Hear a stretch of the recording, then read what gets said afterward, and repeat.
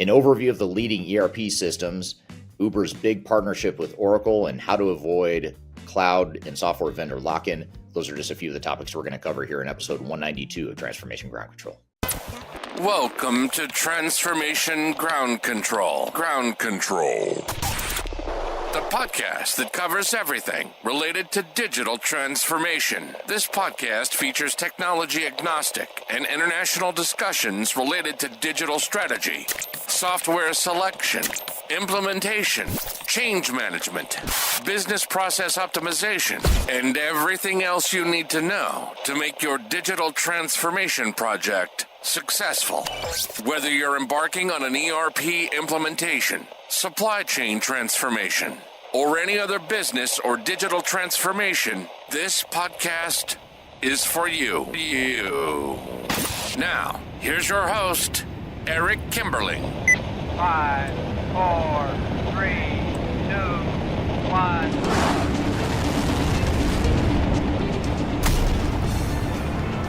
Hello, welcome to Transformation Ground Control, episode number 192. My name is Eric Kimberling here at Darian Chwialkowski. Darian, thanks for joining me today. Yeah, thank you for having me. Thanks for being here, and thanks to the audience for being here. This is the weekly podcast that covers everything related to digital transformation. It's the tech-agnostic view of digital strategy and people, process, technology, all that stuff related to digital transformation. So thanks for being here today. You can find new episodes every Wednesday by going to transformationgroundcontrol.com. And the show is produced by Major Tom Productions, sponsored by Third Stage Consulting. So thanks for being here today. My name is Eric Kimberling. As I mentioned, I'm the CEO of Third Stage Consulting, and we're an independent consulting firm that helps clients throughout the world with their digital transformation journeys. Got a great show for you planned today. We're going to get into some social media questions to start. We're going to get into some newsworthy topics. We're going to talk about how Salesforce is acquiring a cloud data protection company. We're going to talk about Uber's partnership with Oracle. And then we're also going to have Sam Gupta from ElevatIQ on the show. We're going to talk about some of the leading ERP systems in the market. We recently published our top 10 ERP system ranking, and Sam and I are going to discuss it. We're going to debate it. We're going to take audience questions, all that stuff related to some of the leading ERP systems in the market. So you won't want to miss that conversation. And then later in the show, we're going to talk about how to avoid cloud and ERP software vendor lock-in. What are the things you can do to navigate that whole dynamic of lock-in? We'll explain what it is, and we'll explain how you can mitigate that risk. But before we jump into some of the guests and other topics we have, what are some of the social media questions you've come across here recently, Darian? Yeah, we have some good questions today. These are both from Eric, your YouTube channel. The first one is, SaaS is a con. How many clients seriously consider their exit strategies? Any company that selects based on tier 1 advice does not deserve to be in business. Well, I like the strong language. Anytime someone uses strong language, it captures your attention. It makes you wonder, what are they getting at here? And I actually agree with largely what the person's saying. Con is a strong word. I think it's close to a con, as far as the downside risk. I think where I would say I agree with the whole con terminology as far as SaaS or cloud systems being a con is this idea that cloud is going to be cheaper, because it's not. And that's something that we talk about later in today's episode when we talk about vendor lock-in. What happens is when you get locked in and your switching costs increase, in other words, it becomes very difficult to switch cloud providers. You have a certain amount of leverage you lose, and the vendors gain a certain amount of leverage, and they can arbitrarily increase costs and that sort of thing. So you really just have to be aware of it. I mean, we're not going to go back in time. We're not going to go back to on-prem anytime soon, but software vendors are going to the cloud. That's sort of a fact of life. But the key is, how do we navigate that? And the more important part of that person's comment is the exit strategy. And I totally agree. Not enough companies think about what their exit strategy is. How do they preserve some amount of leverage? How do they preserve a strategy of what's going to happen when it does come time to switch cloud providers? Because that will happen. It's just a matter of when, how far out is it going to be? And so I think that's where a lot of companies get twisted upside down or turned around, is they don't have that clear exit strategy, and then they get locked in, and then they end up paying a lot more money with limited value over time. So great comment. I think we need to call these things out in our industry more often, but it's hard because we can do it because we're independent, we're tech agnostic, we're not selling software, so we don't really care about upsetting anyone necessarily. We don't want to upset people, but if we do, it's not going to hurt us financially. But software vendors do care, and so they try to sort of hide some of the downside risks, and I think that's something we need to be aware of. Yeah, that's a good point. Definitely something that if you're working with maybe consultants that aren't independent, you should be more aware of because it would hurt them more financially than, say, an independent consultant. Yeah, absolutely. Like Third Stage Consulting, for that shameless plug there. Third Stage Consulting is one of those companies that can provide that independent advice to help you through the process. Yeah, absolutely. Our next social question today is why use Odoo instead of QuickBooks for a small organization? Yeah, that's a good question. And actually, we'll get into that here in our interview with Sam when we talk about the top 10 ERP systems and the leading ERP systems in the market.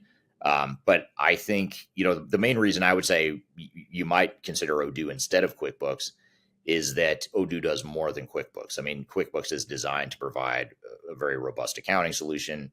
Odoo provides a robust accounting solution, but in addition to that, it also provides inventory management and manufacturing and e-commerce and all sorts of other things that would integrate an entire business. So that's the main reason. But I think, in many cases, Odoo and NetSuite is in a similar spot. They are trying to provide sort of a step up from what a QuickBooks could provide, and they provide more functionality and capability than some of those other solutions out there. Yeah, that makes sense. Those were some really great questions today, but I'm excited to get into our newsworthy topic of the day. Yeah, absolutely. We've got a couple of them we're going to get to here in a moment. We're going to talk about how Salesforce is acquiring Own, which is a cloud data protection company, for $1.9 billion. And we're also going to talk about Uber's partnership with Oracle and how it's shifting away from its in-house data centers. It's continuing to shift away from its in-house data centers. So we'll talk about Uber and their transition, their transformation. And then after we get through these newsworthy topics, we'll have Sam Gupta from ElevatIQ on the show. He is another independent and tech agnostic consulting leader in the industry. And we are going to talk about with him an overview of the leading ERP systems. We're going to do kind of a flyover view of some of the different systems and the strengths and weaknesses. We're also going to talk through our top 10 list that we just recently published, our top 10 ERP systems ranking. And we're going to take audience questions and that sort of thing. So you won't want to miss that. And then finally, we'll talk about vendor lock-in later in the show. We'll talk about what it is, how to mitigate it, all that good stuff. So a lot more to come here in today's episode. But first, we're going to take a quick break. We'll be back with more Transformation Ground Control.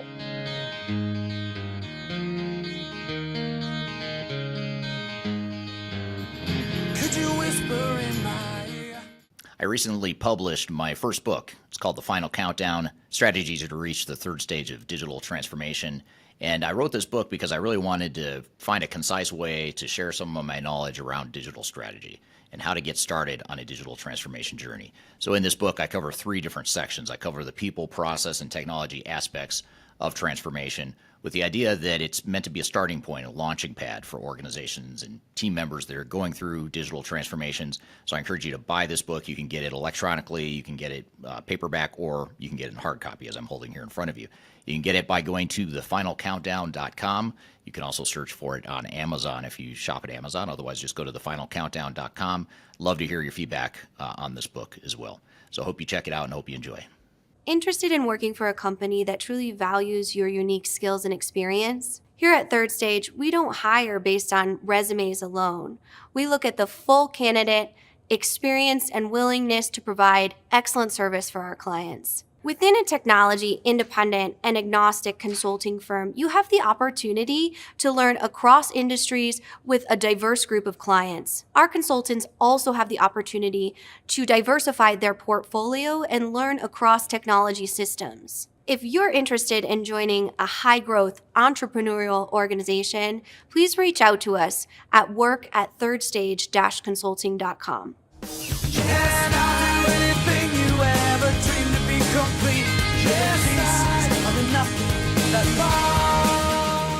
Hello, welcome back to Transformation Ground Control, episode number 192. My name is Eric Kimberling here at Darian Chwialkowski. You can find new episodes of the show every Wednesday by going to transformationgroundcontrol.com. And of course, this is the podcast that has everything to do with the independent tech agnostic view, the world of digital transformation, including the strategy, people, process, technology, and just the overall transformation side of things. So thanks for being here today. And Darian, you've got a couple newsworthy topics that we want to get to today. What have you got in store for us? Yeah, a couple good ones today. This first one is about how Salesforce is set to acquire Own, a cloud data production company, for $1.9 billion. This acquisition is part of Salesforce efforts to bolster its data security offerings as customers become more concerned about data loss, cyber attacks, and the need for secure AI-powered solutions. Own, previously known as Own Backup, specializes in data archiving, security, and analytics, serving nearly 7,000 customers. Salesforce plans to integrate Own's capabilities into its own platform to provide enhanced data protection, particularly with AI-driven businesses. The deal is expected to close in Salesforce fiscal year quarter 4 for 2025. So still a bit out here. We're about probably a while out still from this actually happening. But the company projects that it will start seeing cash flow benefits in the second year post-acquisition. With this, Eric, how does Salesforce acquisition of Own fit into their broader strategy for AI-driven solutions and data security? And do you see this trend toward more comprehensive security tools for cloud services? Yeah, I think, a few things go hand in hand with AI. Anytime we're talking about AI and the evolution of AI, one of the things that goes hand in hand is cybersecurity. That's one thing that's getting a lot of attention, even more attention now with AI, and as well as data management, data governance, all that stuff. So it's sort of like all three of these things have to fit together: AI, cybersecurity, and data management. And so it only makes sense that Salesforce, which is investing heavily in AI and other technical capabilities, would also want tight cybersecurity, especially given the attention that function and that need has gotten here recently. So I think it makes a lot of sense that, when I'm going to these vendor conferences too, we spend some time each year, we try to learn about these different software vendors and what's on the product roadmap and whatnot.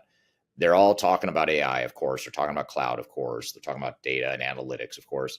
But they're all also talking about cybersecurity. I mean, that's a really high priority for them. And it's also a high priority for CIOs, especially with all the phishing and spoofing attempts that are out there, the outside nefarious hackers that are trying to, hack into systems. And then, of course, you've also got cybersecurity internally, too, with employees and just making sure that they, aren't unintentionally misappropriating information or data. So cybersecurity is huge. I think it's a good investment for Salesforce to make, and it makes a lot of sense.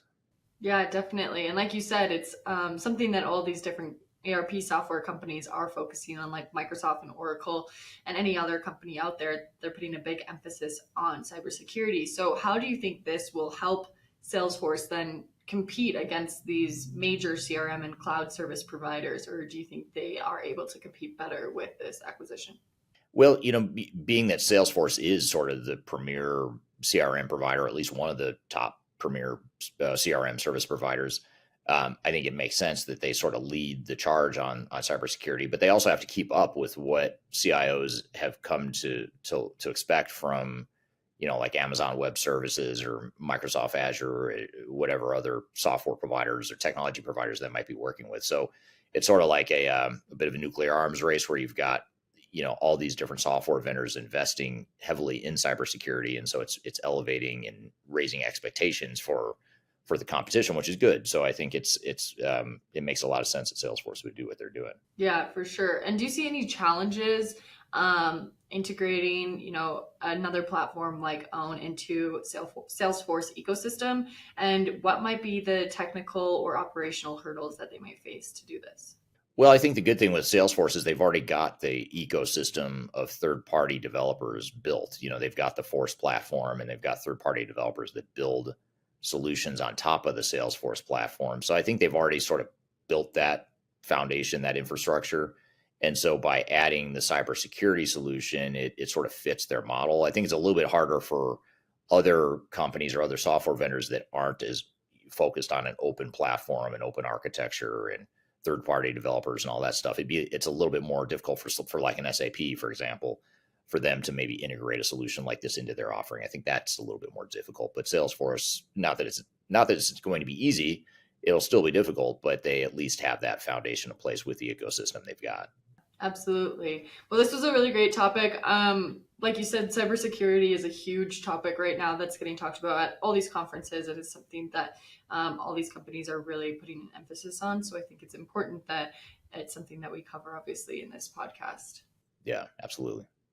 Well, we're going to move on to our next newsworthy topic of the day, which is Uber has partnered with Oracle and Ampere Computing to enhance its cloud computing capabilities as it shifts away from in-house data centers.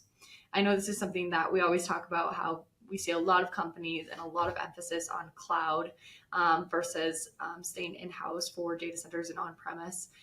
So this strategic move allows Uber to manage its extensive computing needs with executing 15 million AI predictions per second to optimize its ride-sharing and delivery services. The collaboration involves customizing cloud infrastructure with Ampere's ARM-based CPUs and enabling Uber to achieve high performance and power efficiency. Executive leadership plays a crucial role, obviously, in this transformation, particularly through the Executive Steering Committee, and is designated executive sponsor, ensuring alignment with strategic goals and effective oversight.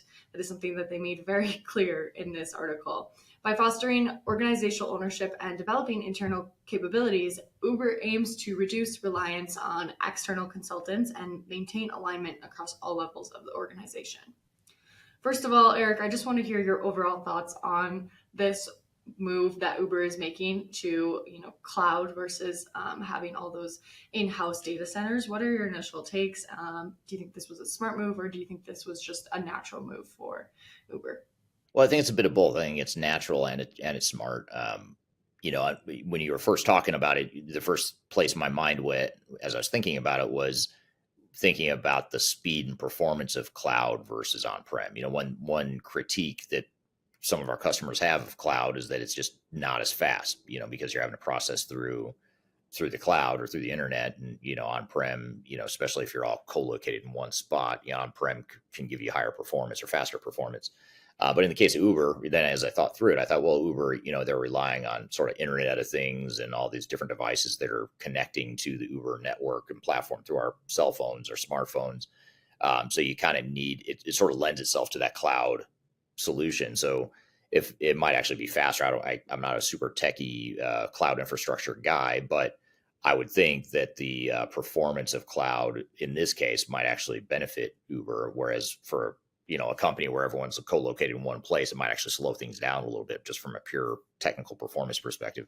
So I think given the business model of Uber and the fact that, we're all accessing our apps through the cloud to connect with Uber and to get our rides scheduled and all that good stuff, it kind of makes sense. And then what was the other part of your question? You asked if it's a natural progression or what was the second part? Yeah, natural/smart. Like, what do you think about it for Uber? Yeah, I mean, I think that's where the industry's headed. It obviously makes sense for them. I think it's interesting, though, that they're talking about the internal alignment and the lack of dependency on consultants, or trying to minimize dependency on consultants. I think that's smart too, to not get overly tied into one vendor or one set of consultants or whatever. I think that's all important. Yeah, I know this article definitely talked a lot about, the executive steering committee, executive sponsor, stuff that we talked about last week, actually, when we were talking about the YouTube video that you recently put out. But how important, I guess, to touch on that topic again, is executive sponsorship in driving successful cloud transformations like Uber, and what specific roles would executives play in this? Well, if I were to speculate, I haven't worked with Uber. They're not a client of ours, so I couldn't tell you for certain from inside information. But what I could tell you is if I were to speculate, I would think that was probably a pretty big organizational shift for them that might have been pretty difficult. Because if you think about, the IT department that built everything on that internal infrastructure, and they had a certain amount of ownership and pride in having built that, now you're talking about moving it all to a cloud provider. There's just a certain amount of threat that goes along with that, or perceived threat. And so I imagine there was probably a fair amount of pushback from, if anyone, just the IT department within Uber that might not have wanted that to happen, or might have, seen it as a threat to their, value to the organization. So I think the focus on alignment and making sure that everyone's on the same page and handling the human side of the transformation, I think that's super important, super interesting that they called that out in this article. Yeah, definitely. One other thing I want to talk about too is the customization that they talked about. How does the ability to customize CPUs for specific workloads benefit companies like Uber, and what challenges might arise during this process? Yeah, it's a great point and question. The volumes that Uber has to deal with and the ebbs and flows and the peaks and valleys of demand that they have to deal with is probably a bit unique compared to a lot of organizations.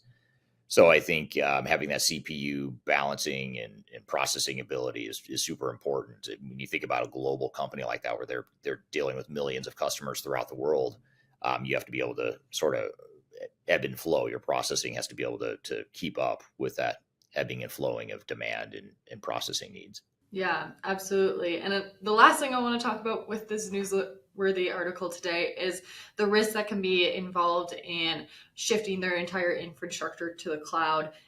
What do you think those risks are, and how can they mitigate them? Yeah, well, I mean, certainly, if the cloud provider has some sort of a cybersecurity attack or some sort of outage or downtime because they're so big, and assuming they've got a really big cloud partner, which seems to be the case, we've seen the downside consequences of when, like for example, we work with the ERP vendor NetSuite. A few years ago, they had an outage where their system went down for a couple hours. It doesn't sound like a big deal, for a system to go down for a couple hours, but when you have tens of thousands, hundreds of thousands of organizations that just can't use their ERP system, their core operating system, for however many hours, it's a pretty big deal. So you think about Uber, and now if they're all, have all their eggs in one basket with one cloud provider, and something happens with that cloud provider, suddenly you've brought Uber to its knees, and suddenly people like you and I and others on our team that travel, and anyone here listening who travels or needs Uber day to day is going to have an outage. So I think there's risk there. You've got to think about just, having the centralization of risk all in one place. These cloud providers are bigger targets for hackers and cybersecurity attacks. So one could argue that they're more likely to get a cybersecurity hack attempt versus an in-house IT provider isn't as likely, just because you sort of decentralize that risk, or it's not as appealing to a hacker who wants to bring down like a big massive system. So anyway, but although having said that, Uber being Uber and being so public facing would probably be a big target on their own as well. So I think that's just something they have to think about is, what's their contingency plan? What's their disaster plan if something does happen with their cloud provider, and what are they going to do to sort of back it up or to be able to create some redundancy in their system? Yeah, definitely. I know this is something that we'll get into later too, is like you were saying, avoid that vendor lock-in, and what are your contingency plans if something does happen. So I think that's something that's good for every company to focus on, not just Uber, obviously.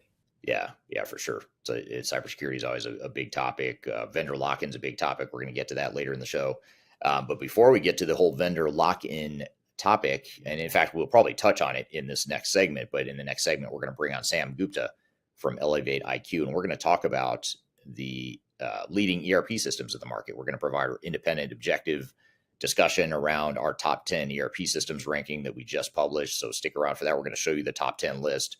We're going to debate it. We're going to discuss it. We're going to take audience questions. So we're going to share that with you. We'll reveal it with you here in just a few moments. If you haven't seen that yet, it's our top 10 ERP systems. We're going to provide that ERP independent comparison here in a moment.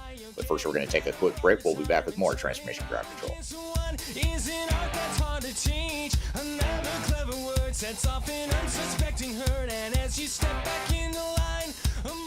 If you are involved in any sort of digital transformation or business change initiative, you'll want to download the Digital Transformation Report. With its comprehensive overview of business and technology trends and best practices, this report is a must-have guide for any transformation project or executive team. Download this free report by visiting Third Stage Consulting at thirdstage-consulting.com. You can also visit our website to learn more about us or download independent reports, videos, and other best practices. Again, visit thirdstage-consulting.com today to learn how you can take your transformation to the third stage of success. Are you looking for ways to promote your product or service to enterprise technology decision makers and influencers throughout the world, like the ones who listen to this podcast? Major Tom Productions creates media, events, and influencer marketing for B2B technology providers. Our productions are exciting, educational, disruptive, and effective. Most importantly, they create results. Our content is unlike any other in this industry, engaging, influential, and trusted by technology buyers and influencers throughout the world. Each month, our productions reach hundreds of thousands of targeted buyers and decision makers who trust and engage with our honest and tech-agnostic content. With long-tail viral results and engagement with our content, Major Tom Productions provides a way to reach your target market and create awareness, calls to action, and a connection with potential customers. So, collaborate with us today. Learn how we can feature your product or service on podcasts such as Transformation Ground Control, Journey to S/4HANA, and Journey to Dynamics 365. We can also feature your brand on our YouTube channel called Digital Transformation with Eric Kimberling, which boasts over 100,000 subscribers and over 2 million video views per year. You can also participate in our in-person events, including our Digital Stratosphere Conference. Contact us today to learn more. We can tailor a marketing campaign that works for you. We look forward to helping more people learn more about and become engaged with your brand.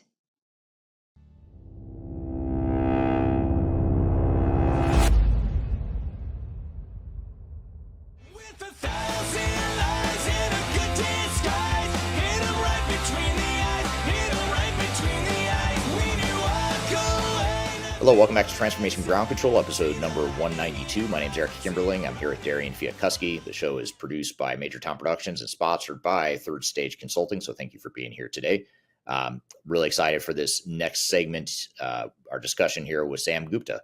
He's been on our podcast before. We've talked about all things ERP in the past, but this is our first time here talking about our newly released top 10 ERP systems for 2025. It's our independent objective ranking of top 10 systems.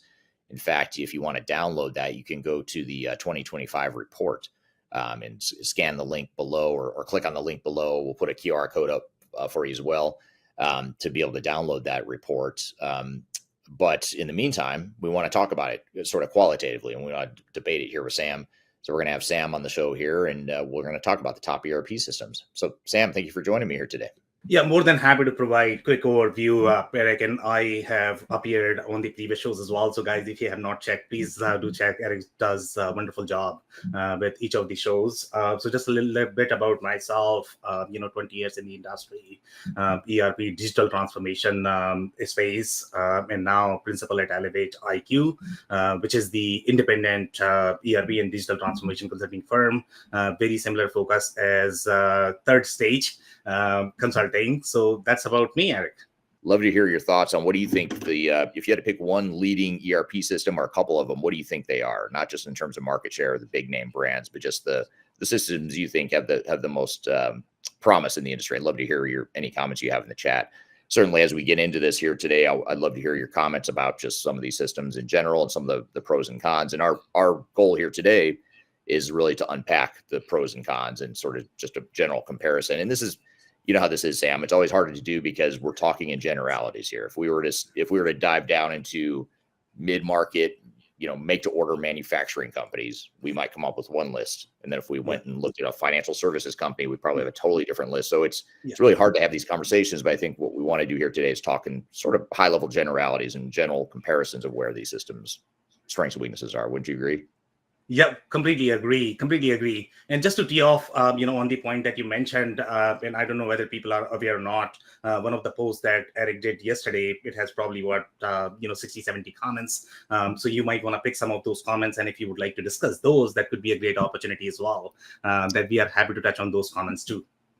Yeah, absolutely. And in fact, let's do this just to stimulate conversation here. And I'll pop this up for a little bit. I'll probably take it down and kind of go back and forth between showing this and minimizing it here on the screen.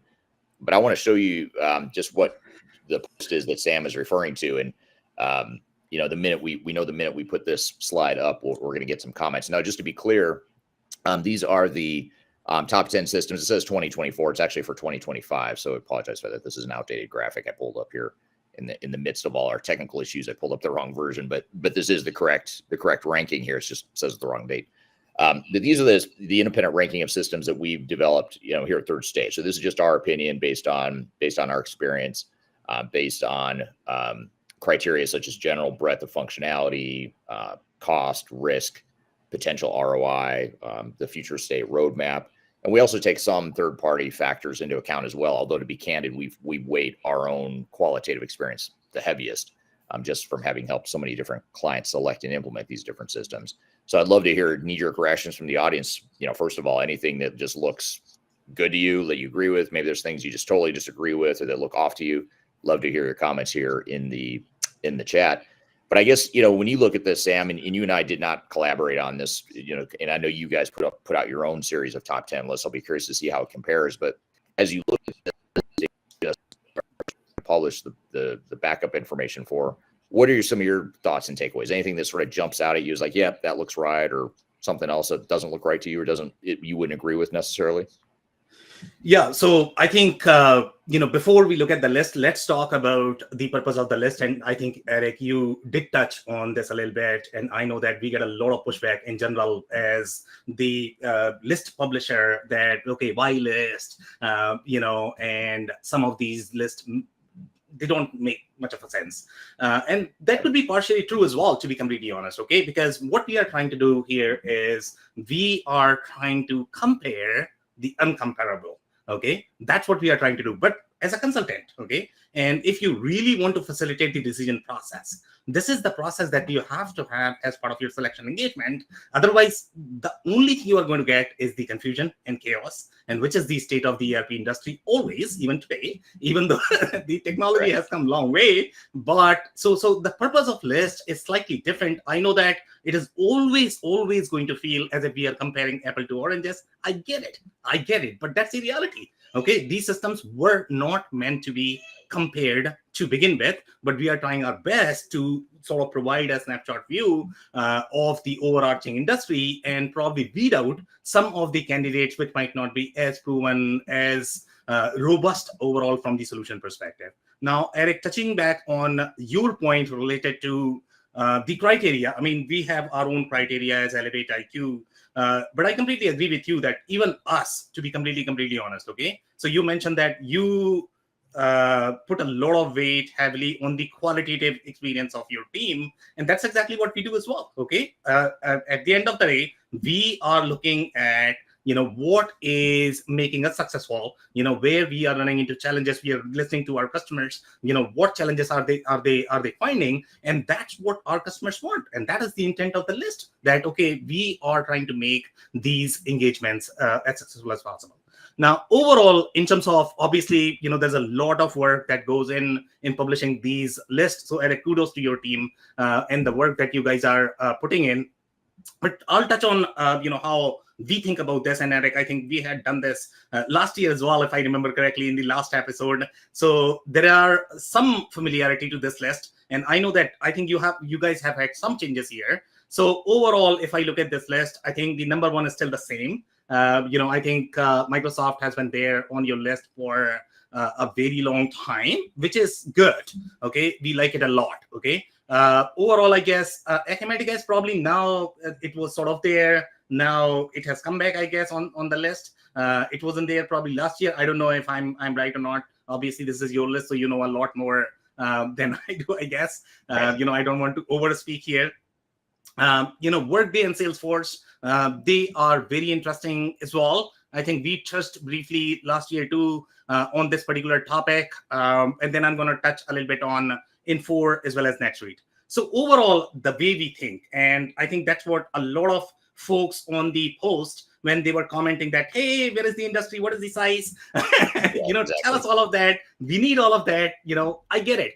So that's exactly how you should be selecting an ERP system, and the way the list should be published. But the generalized list, they serve some purpose as well, in terms of, let's say, if a customer who just does not have any budget. I mean, obviously, if you have budget, then you should be hiring a very professional, credible company, just like either Third Stage or ElevatIQ, who are doing this on a daily basis. But let's say if you don't have budget, okay? So rather than doing this yourself or listening to the marketing noise, this could be a great tool, to look at, to at least weed out some of the candidates that might not be as relevant as prevalent, right?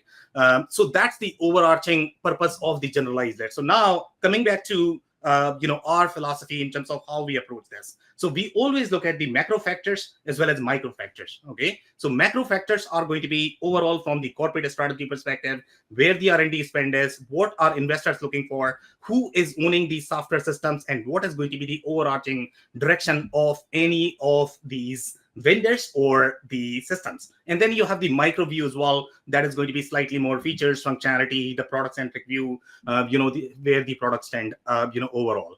So I would say in terms of our differences or the disagreements, Eric, I think you are probably more interested in that. So I'll touch on that. So I guess, one of the changes that I can see on your list is the Oracle NetSuite. Okay. Yeah. And Oracle NetSuite, I guess last year, I don't know whether you remember or not. What was the ranking last year? Do you remember by any chance? I believe it was number 2. I believe it was 2 or 3. It was higher last year. It was slightly higher, okay, and I think I'm gonna agree with you there.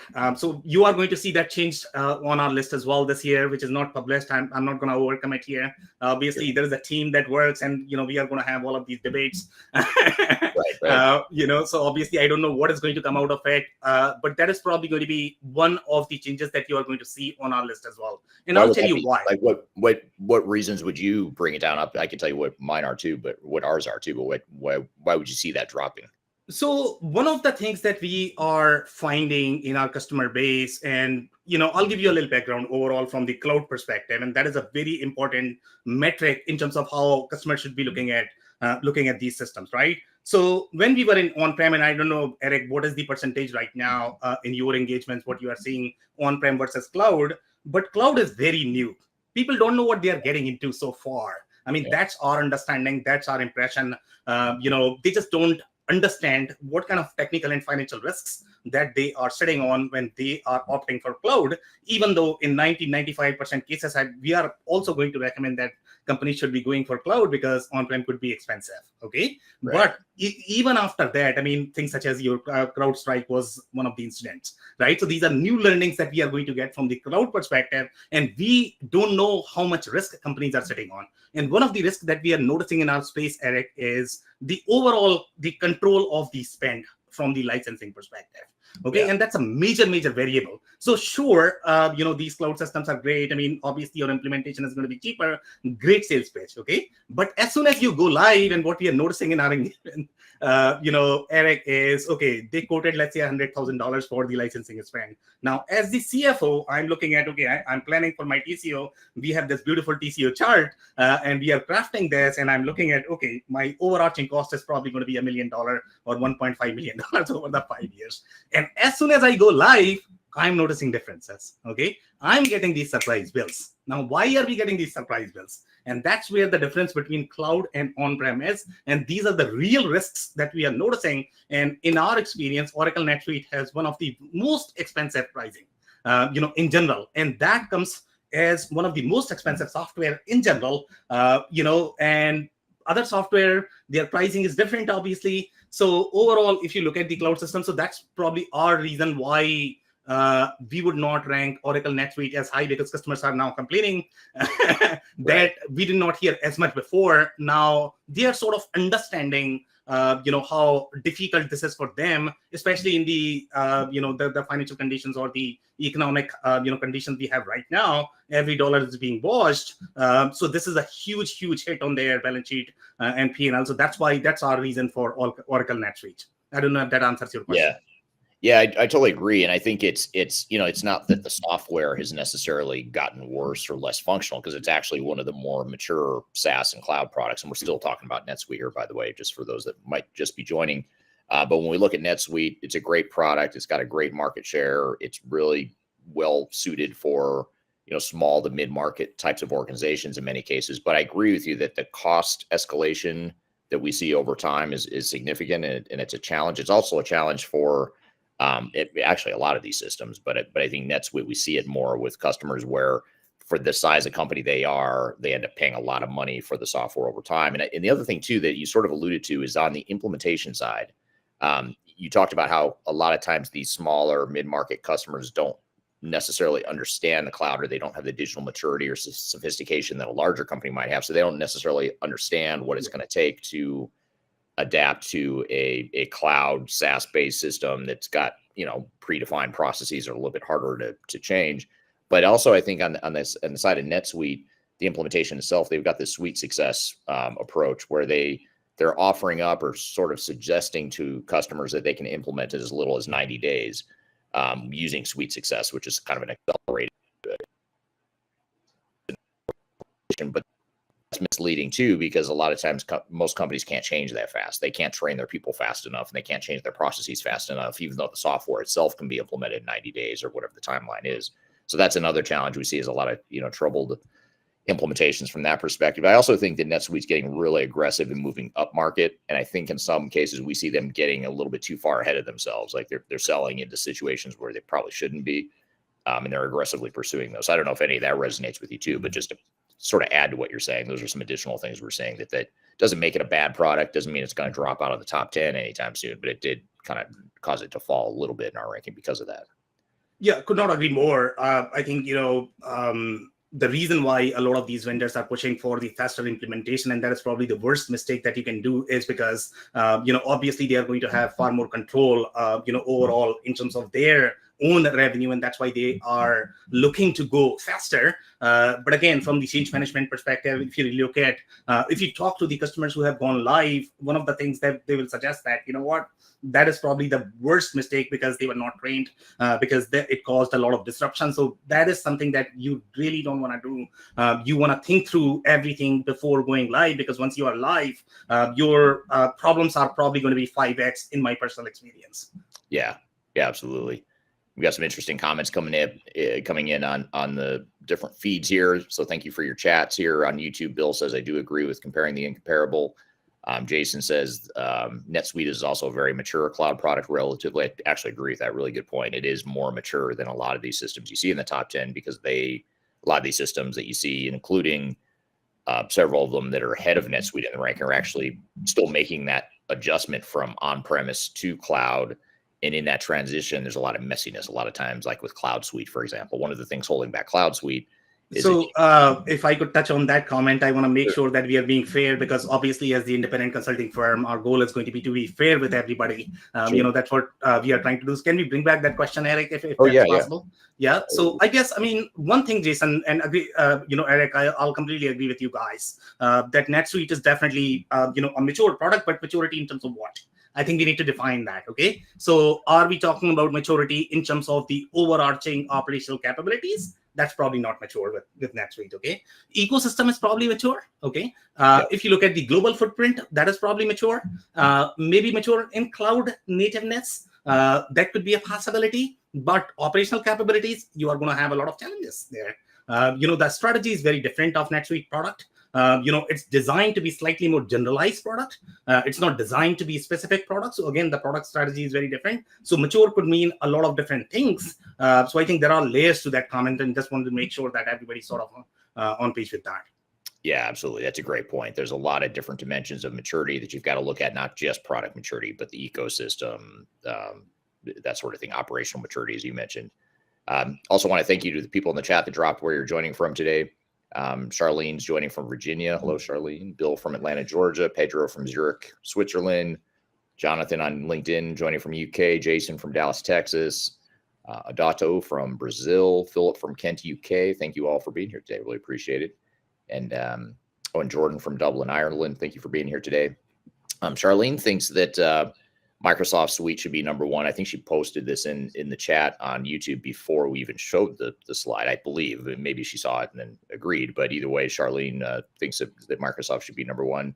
Do you recall by chance who you had at number one in your last general ranking, Sam? I know you've got all these different industry rankings as well, but just for the overall, do you remember who was number one? Yeah, I think we have been ranking NetSuite as number one always, for last couple of years. That might change this year. Right.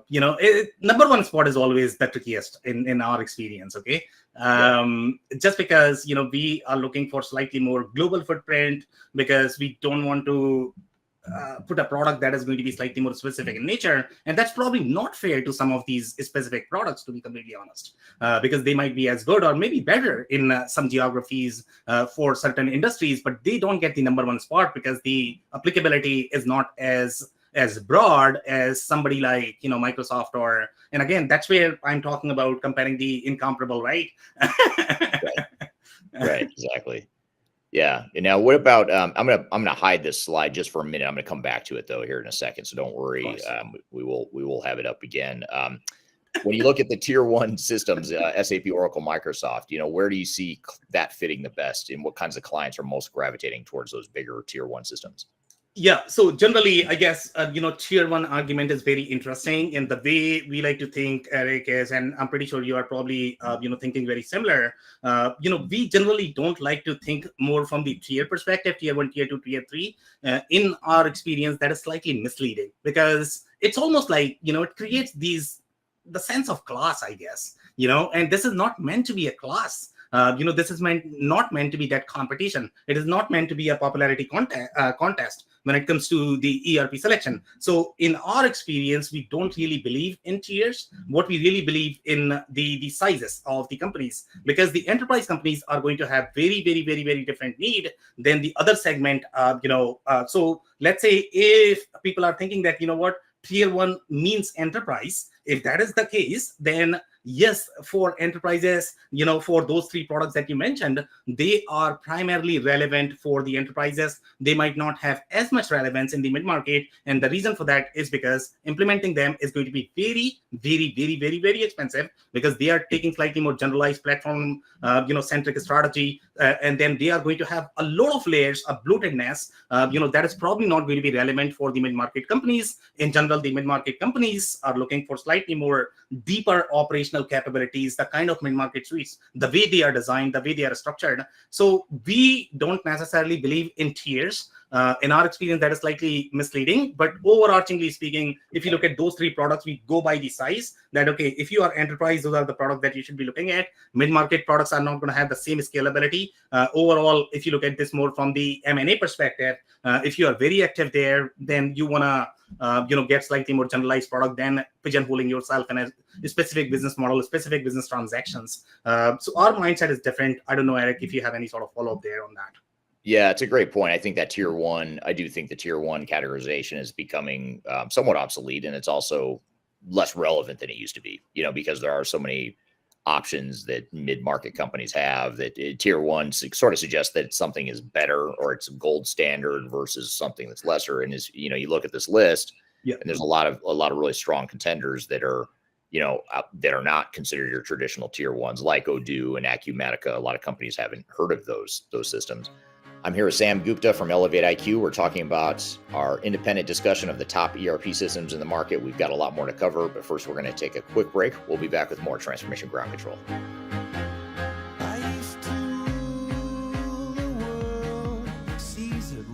I recently published my first book. It's called The Final Countdown: Strategies to Reach the Third Stage of Digital Transformation. And I wrote this book because I really wanted to find a concise way to share some of my knowledge around digital strategy and how to get started on a digital transformation journey. So in this book, I cover 3 different sections. I cover the people, process, and technology aspects of transformation, with the idea that it's meant to be a starting point, a launching pad for organizations and team members that are going through digital transformations. So I encourage you to buy this book. You can get it electronically, you can get it paperback, or you can get it in hard copy, as I'm holding here in front of you. You can get it by going to thefinalcountdown.com. You can also search for it on Amazon if you shop at Amazon. Otherwise, just go to thefinalcountdown.com. Love to hear your feedback on this book as well. So I hope you check it out and hope you enjoy. The last thing you want to have happen is for your digital transformation to end up in court. I've been doing this for 20 years and I have seen everything. My name is Marcus Harris. I'm a software and technology attorney focusing my practice on drafting and negotiating software-related contracts and litigating software disputes across the country. Feel free to reach out to us at taftlaw.com. We'd love to talk to you about the litigation process and what you can expect.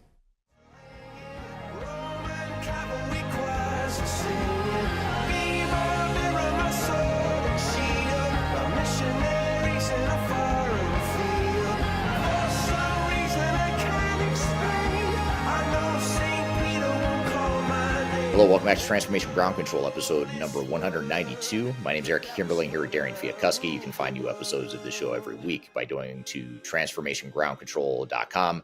You can also see past episodes of the show at that same website, transformationgroundcontrol.com. And the show is sponsored by Third Stage Consulting, which is the company I work for. We're an independent consulting firm that helps clients with their digital transformation and ERP journeys. And I'm here with Sam Gupta. We're talking about our discussion here of the top 10 ERP systems in the market. Let's jump back into the conversation. I know Odoo always generates quite a bit of conversation. It's in our top 10 again this year. Here's a comment from Hassan on YouTube. Says Odoo looks staunch, non-English speaking European software with bugs or working as designed. Very difficult to interact. I had not heard that about Odoo before, but tell us what your thoughts are on maybe Odoo and open source, the open source model that they promote. Are you seeing Odoo often? What are some of your thoughts around that product in particular? Yeah, so in my experience, I think Odoo always have had slightly more strategy problem, the identity problem, to be completely honest.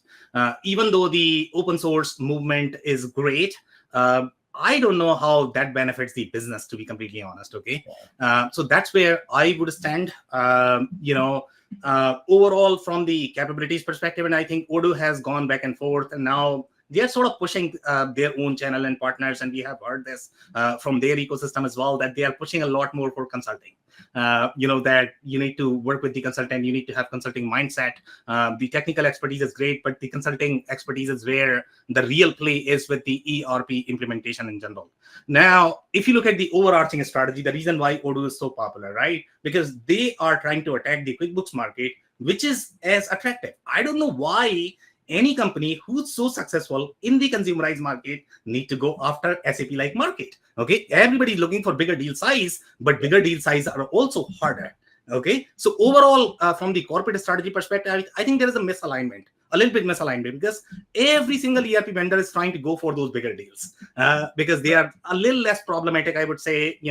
They feel that you have a lot more money, but your sales cycle is going to be much longer as well. So I think they missed that point, right? So in my mind, I think Odoo is a great fit for that consumerized market. It's a better QuickBooks, and that market itself has a lot of potential. And I don't know why Odoo needs to be an ERP to begin with. Okay, that's where and that's why they have such higher valuation, because they are really trying to attack or disrupt that particular the accounting software market, and this is probably going to be a better. Now, overall, from the Odoo strategy perspective, to be completely honest, okay, so if you look at the product, the way they are designed, and I don't know, Eric, whether you have ever compared this with Zoho, because a lot of folks in the accounting community, especially, okay, they like to compare Odoo and Zoho because they look very similar overall, and I think that we have a comment. Yeah, Samran on YouTube says, where do you rank Zoho? So you're back into his question. Odoo, Zoho, ERP Next, I would say they probably travel on the same bus. They are riding the same bus always. I mean, they are probably participating in a very similar deals. So overall, I guess, Zoho is trying to attack CRM market, which is a very different market, compared to your ERP. Okay, CRM market is probably as big or even bigger right now, to be completely honest, which is much hotter, compared to your ERP market. And that's the discussion that we are going to have with your Salesforce and Workday that you have on your list, I guess. Right. Eric, I think I touched last, time as well.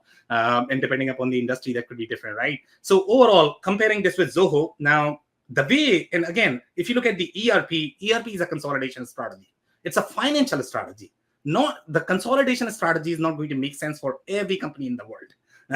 Okay, right. There is going to be a point in the company's life cycle when you require that consolidation strategy. If you don't have that, then you are going to run into real financial challenges in your company, and that's the fundamental reason why companies implement an ERP. But there is also a divide between two different industry segments. So there is a clear divide between ERP industries and non-ERP industries. Eric, if you go back to for example, financial services, banking. Okay, banking is going to have a $30 billion with a B IT spend. Right. Okay, and they are, I don't know, and maybe SAP's revenue right now is probably $30 billion. So that's the comparison that we are talking about. So these are very non-ERP industry. They had much bigger IT footprint. They were far bigger custom development shop in general. The way they operated, and ERP was like out of those 50,000 people that were sitting inside the bank, I guess 4 people cared about ERP. That's how limited scope of ERP was in those companies, because the only thing that mattered in those companies is just the financial reporting from the ERP perspective, as well as from the lenses. So in our experience, there's a clear divide. Now Odoo is somewhere in between, I guess. That's where the problem is of Odoo and Zoho. Zoho is trying to attack those markets. Zoho is not necessarily trying to attack ERP market, because from the database perspective, the moment you are going to join this together, the way ERP works, and that's what everybody hates about ERP, because it's so hard. But it is so hard for a reason, because you are trying to create that consolidation strategy. So now Odoo is sort of in between. Now, when you are going to be in between, you don't get the good of both. Okay, so that's my problem with Odoo. Okay, so sometimes, and they don't have the real advanced ERP features, and they claim that you can create anything. And creating anything, does that mean that you can create MRP? Seriously? If you are going to create that, do you understand that some of these companies have invested billions and billions of dollars in R&D to be able to create that? And now my developer, who's probably making $20 to $30 an hour, this guy is going to create an MRP. And so that's where my take is on Odoo. That Odoo is great, a great transactional system for companies who may be outgrowing, let's say, QuickBooks, and they are looking for slightly more, package structure. They don't have implementation budget to be able to implement either NetSuite, Acumatica, and 4 Epicor. That could be a point where Odoo might make sense. And Odoo has much bigger market to attack in that segment itself. They don't need to go for SAP-sized deals unless they change their strategy.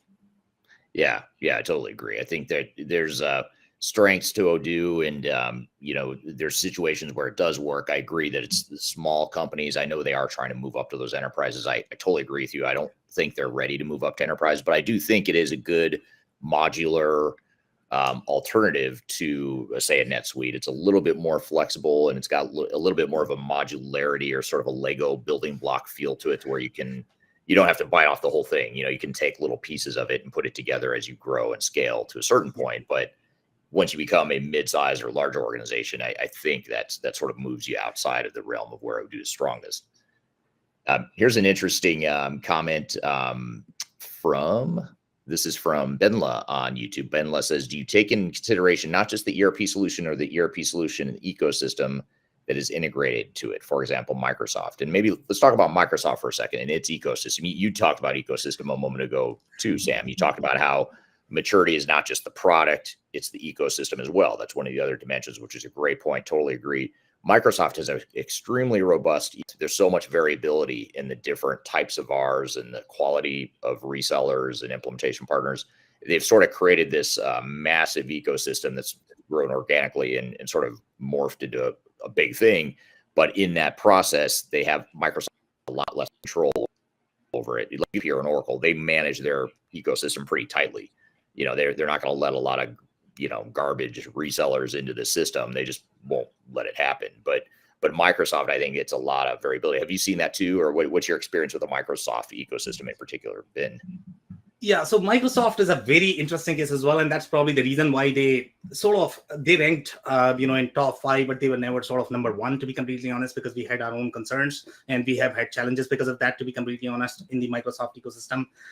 And I would like to talk about one of the examples. And yesterday, when we were talking, chatting back and forth on these comments, and one of the comment that you mentioned, somebody was talking about, hey, you have Microsoft 365 on your post.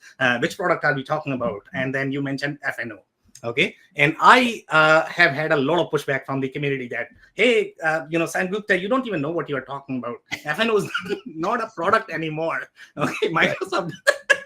Right. Exactly. Microsoft does not sell FNO anymore, and it is true as well. Okay. So Microsoft also has had the real identity problems, to be completely honest. Yeah. Okay, their real product packaging. Okay, where do they want to focus? Okay, their biggest threat right now, if you really think about it, okay, the real big fish that everybody's trying to fry is AI. That's where the money is, because that's where money is moving, right? So that's what Microsoft is really ahead in that. They have done commendable job in moving to AI. But is ERP a threat? They have bigger threat from your, Salesforces of the world, from ServiceNows of the world, from, some of these newer startups, Monday.com. I would say, that is actually disrupting their core business model, because they are attacking newer business model. So do they really care for ERP? That's where my problem is with Microsoft. And that's been very, very, very visible in their product packaging as well. And sometimes these guys are really trying to change this more from the marketing positioning perspective rather than changing the core product strategy. So that's where there is a little disconnect between Microsoft. Okay, so if you look at the new name for Microsoft ERP, okay, they don't even use ERP word anymore, to be completely honest. So are they really into ERP market? I don't know. Okay, they have a name called, what is that? Finance and supply chain, I guess. And then they have something called project operations. And they are taking very similar strategy, the way you would bundle, let's say, Odoo or Zoho, very app strategy. But that is going against ERP. So now, are you an ERP company or not an ERP company? Because they have real competition from Salesforce, because they are trying to propose this whole best of breed model. So you need to have consolidation as strategy if you are going to have ERP architecture. But again, the whole marketing play is making it difficult for everybody to have that identity problem. And that's what even Microsoft is struggling with right now. But I mean, overall, I guess they are really ahead in cloud, and they are doing really good. I would say, but my take on Microsoft is that they have real challenge. Okay, do they want to be a really, really strong CRM company? Do they want to be really strong ERP company? Or are they going after literally everything? Which is where my problem is with Microsoft. Well, and then you've got, obviously you've got Office 365, which everyone knows Microsoft for that, but then you've got Power Platform and Power BI, and some of these other apps that they're building, and they are building sort of a pretty robust, suite of products. But to your point, it's starting to become sort of a puzzle to put together. How do you put this all together, and how do they tie together? Which I find interesting. What about I want to come back to a comment you mentioned. So in this ranking, we have Workday and Salesforce at number 7, and this is one that generates a lot of controversy. Odoo tends to generate a lot of controversy, both positive and negative. I mean, a lot of people say, yeah, Odoo is great. Odoo should be number 1. I think Odoo has more of a cult following than most software vendors. I'm not sure why that is, but whatever they're doing as a company is great for that. Yeah. But I also get strongly negative comments when we publish Workday and or Salesforce in these top 10 ERP rankings, because a lot of people say that's not an ERP system. Workday is a financial management and HCM system. Salesforce is a CRM system. That's not ERP. They've recently announced this sort of tight partnership where they're going to market to offer both together. In my thought too, and our thought around this was that the Force platform offers third-party apps that sort of complement Salesforce along with Workday. So when maybe you have the Microsoft problem here, because now you're talking about a bunch of different systems, but in theory, it does create a complete ERP system. What are your thoughts on Workday and Salesforce? Do you think those are real ERP systems, or what do you say? Where do you put them in the market? Yeah, so it's a very interesting discussion, right? So if you compare Salesforce's strategy versus Microsoft's, okay, Salesforce does not like to talk about ERP market at all. I mean, I've never seen them talking about ERP. They don't want to go after ERP market. Okay, everybody else wants to go after Salesforce market. Even companies like Infor, they were trying to actually, and Sage, they were trying to go after Salesforce's market, because Salesforce was becoming really big. And if you really look at the product, I mean, it literally have like maybe 5, maybe 10, maybe 20 business objects. That's the extent of CRM, to be completely honest. Okay, it does not have anything. But what is the market valuation right now? Maybe $30 billion or maybe more, for Salesforce. So that's the kind of market that they have created. But Salesforce knew, I mean, they were creating a new market, completely new category. Okay, CRM is a very, very, very, very, very different category. Microsoft was always there in the ERP market because they acquired ERP systems. Microsoft did not create these ERP. They acquired ERP. They learned, how ERP systems worked, and that's how they sort of got into the ERP market. So they are in the real ERP play. Salesforce was never into ERP play. What they like to champion is the platform strategy, because if you look at more from the enterprise software vendor, and Eric, if I were the enterprise software vendor or you were the enterprise software vendor, you want to create much bigger platform, much bigger ecosystem, and that's what creates the momentum. And that has always been the power of SAP, if you really think about it, right? But here, what Salesforce is trying to do, they are trying to, every single investor, whether you talk about private equity, Wall Street, what they want is real platform play. And that's what Salesforce is trying to do. They are trying to create platform play. They want to be sort of the back-end arm. They don't want to propose everything, because if you propose everything, then you are sort of competing with internal talent, employees. You are competing with consultants. So, that's why they want to be just the tool. That has been their strategy. Now, if you look at Salesforce ecosystem, okay, there are 2 ERPs that are really prevalent. I don't know if they have third ERP. Maybe somebody created. Nobody knows about it. Right. Okay. But for the most part, you just have Rootstock, which is slightly more manufacturing focused. Like the manufacturing version, yeah. And then you have, Certinia, which is the new name for Financial Force, which is positioned more for the service industries, right? Yeah. But Rootstock has very limited exposure as well. Recently, we have seen a lot of momentum in the Rootstock ecosystem because they have got really big investment now. Private equity is focusing on that. They have had really, really exciting executives there. So they are making some positive changes. We have had attention from companies like Deloitte. Obviously they are, moving the needle in the Rootstock ecosystem as well. So that's a big deal for Rootstock ecosystem. But overarchingly speaking, they don't have as many installations at this point of time.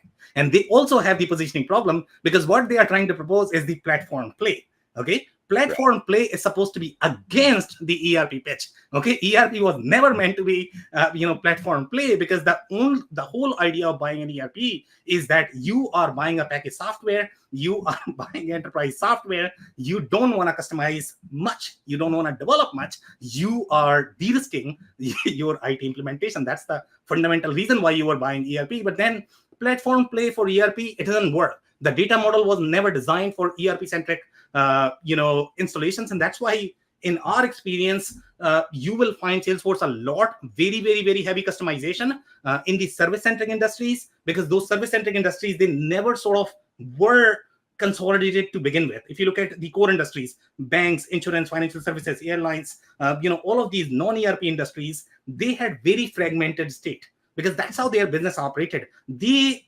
never had the consolidated state. And I don't know if that is going to change in the next 20 years, to be completely honest. Because that's how their business operates. It's very, very, very different.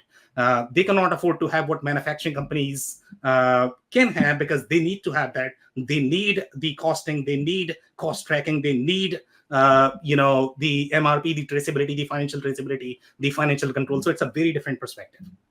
Yeah, and I think a lot of these vendors are struggling with how much to offer a standardized sort of a cookie cutter ERP system versus providing a set of tools that are a little bit more flexible and modular and open architecture, all that stuff. I'm here with Sam Gupta from ElevatIQ. We're talking about our independent discussion of the top ERP systems in the market. We've got a lot more to cover, but first we're going to take a quick break. We'll be back with more Transformation Ground Control.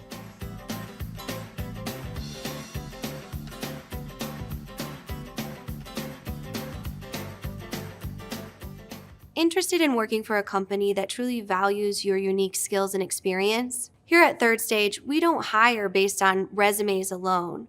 We look at the full candidate, experience, and willingness to provide excellent service for our clients. Within a technology, independent, and agnostic consulting firm, you have the opportunity to learn across industries with a diverse group of clients. Our consultants also have the opportunity to diversify their portfolio and learn across technology systems. If you're interested in joining a high-growth entrepreneurial organization, please reach out to us at work@thirdstage-consulting.com. My name is Eric Kimberling, and I'm the CEO and founder of Third Stage Consulting. Before we dive too far into today's content, I want to invite you to learn a little bit more about Third Stage Consulting, who we are and what we do. I've included a link to a video right here that describes Third Stage in a bit more detail. It talks about our story, our history, our philosophy, our clients, our service offerings, and that sort of thing. But in general, what Third Stage Consulting does is we're an independent and tech-agnostic consulting provider. We help clients through their entire digital transformation life cycles, beginning with digital strategy, software evaluation and selection, all the way through and including implementation planning, implementation readiness, and the actual implementation itself. We're technology agnostic, so we only represent our clients' best interests. We do not represent software vendors.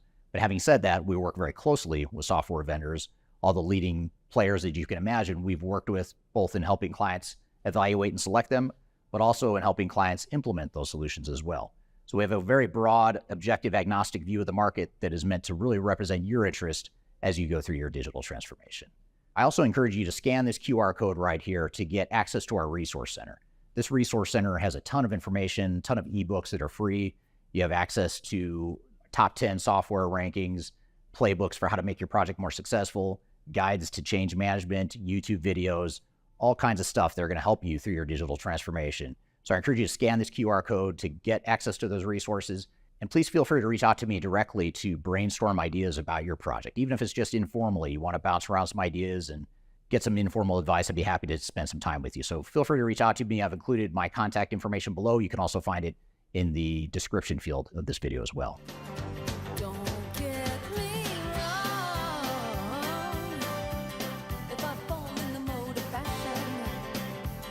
Hello, welcome back to Transformation Ground Control, episode number 192. My name is Eric Kimberling here with Darian Chwialkowski. You can find new episodes of the show every week by going to transformationgroundcontrol.com.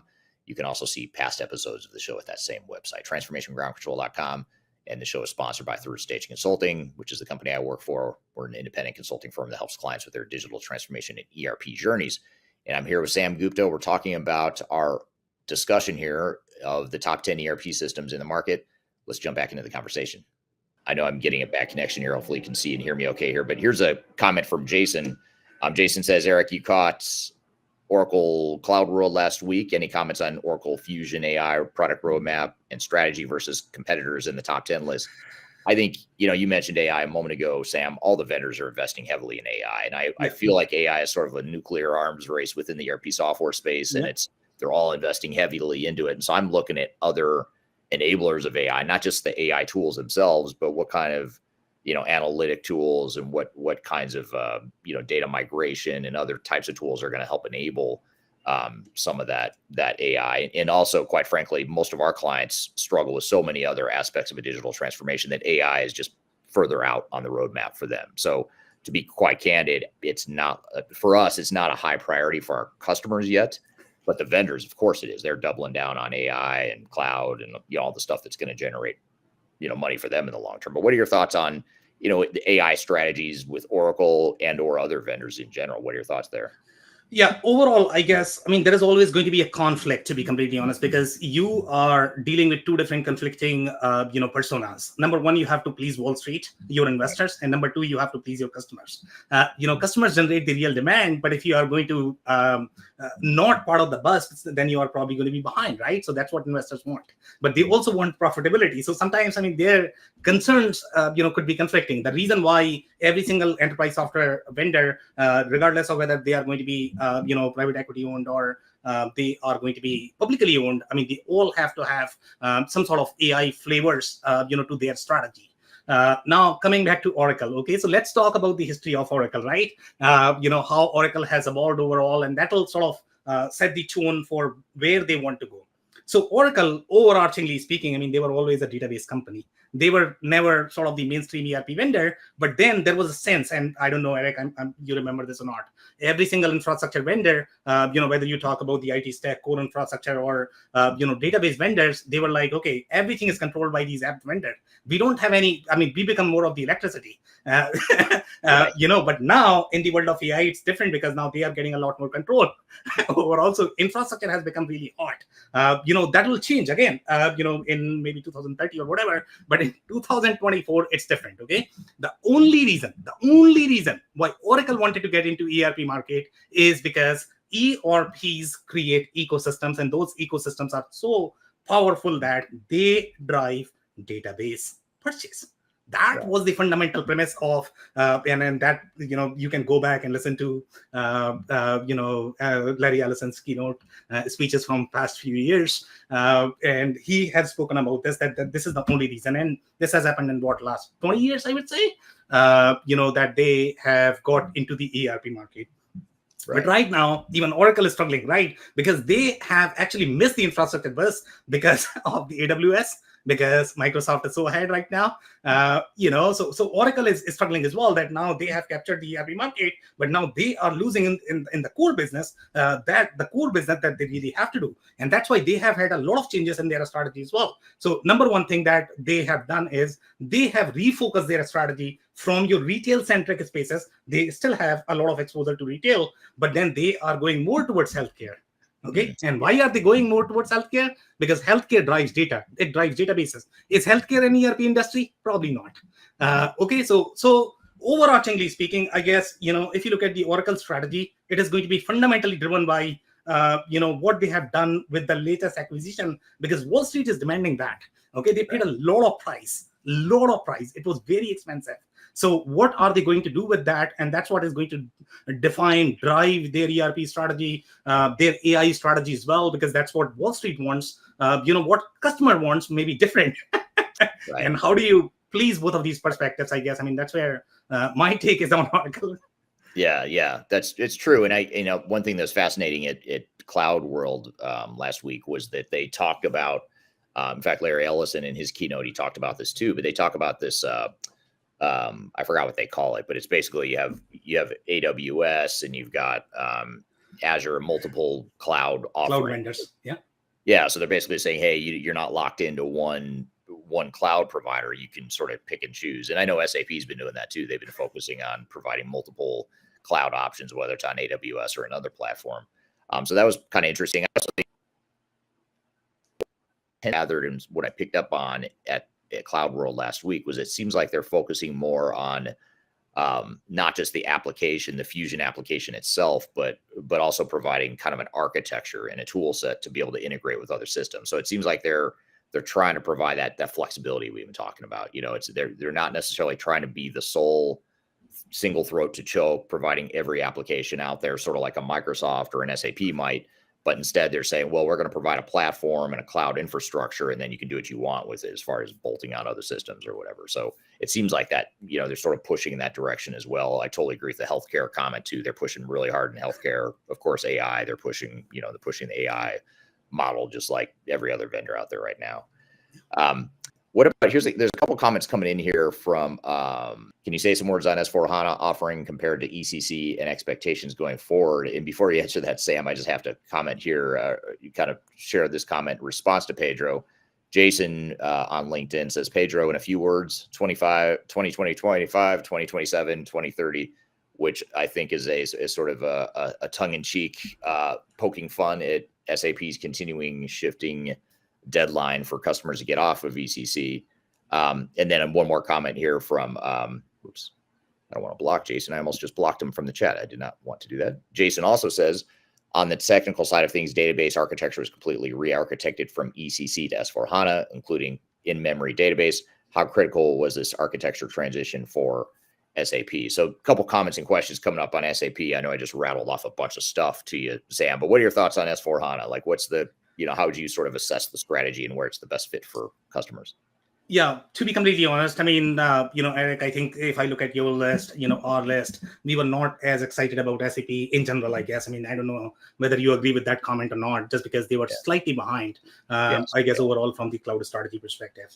But there have been changes. There have been some very exciting changes in the SAP portfolio. To be completely honest, after the whole CEO switch over, there was a little chaos, two CEOs. And then finally, we have some direction, I guess, right? A few more departures there too, just in the last, few weeks. I mean, there's a chief revenue officer, and I forgot who else, chief marketing officer, maybe several of the executives have left recently. So that's going to be interesting to see how that unfolds. But sorry to interrupt you there. Yeah. No, I mean, overall, I guess, from the SAP's perspective, to be completely honest, I think the way they are moving, they have gone back to their core, what they were really good at, okay?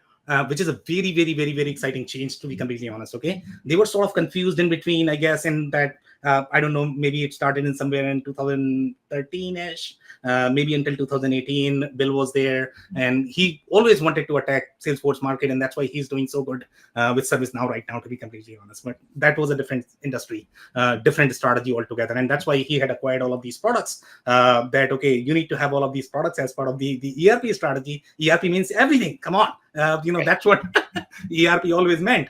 But now with the new change, with the cloud architecture, okay, cloud is a very different mindset, the way cloud works.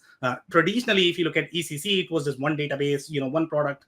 You didn't need to have much of the architectural expertise. You can code the hell out of SAP and you can create whatever you want because everything was in your control. Not anymore. Not in cloud. Okay, not happening.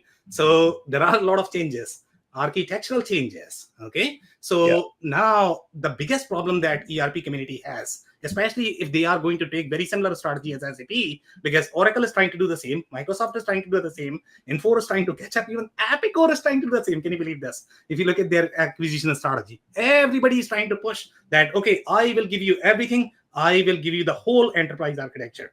Great idea, guys. Wonderful idea. Okay. But then you need to have a lot more with the enterprise architecture. Okay. So that's what SAP did. SAP acquired a company called LeanIX. Okay. They also acquired a company called WalkMe. Okay. These are very, very, very, very interesting changes. Now we can, I mean, that's probably going to be a topic on another day. Eric, we can come back and we can talk about whether you should be getting a DAP system, from an ERP vendor, how much log that is going to create.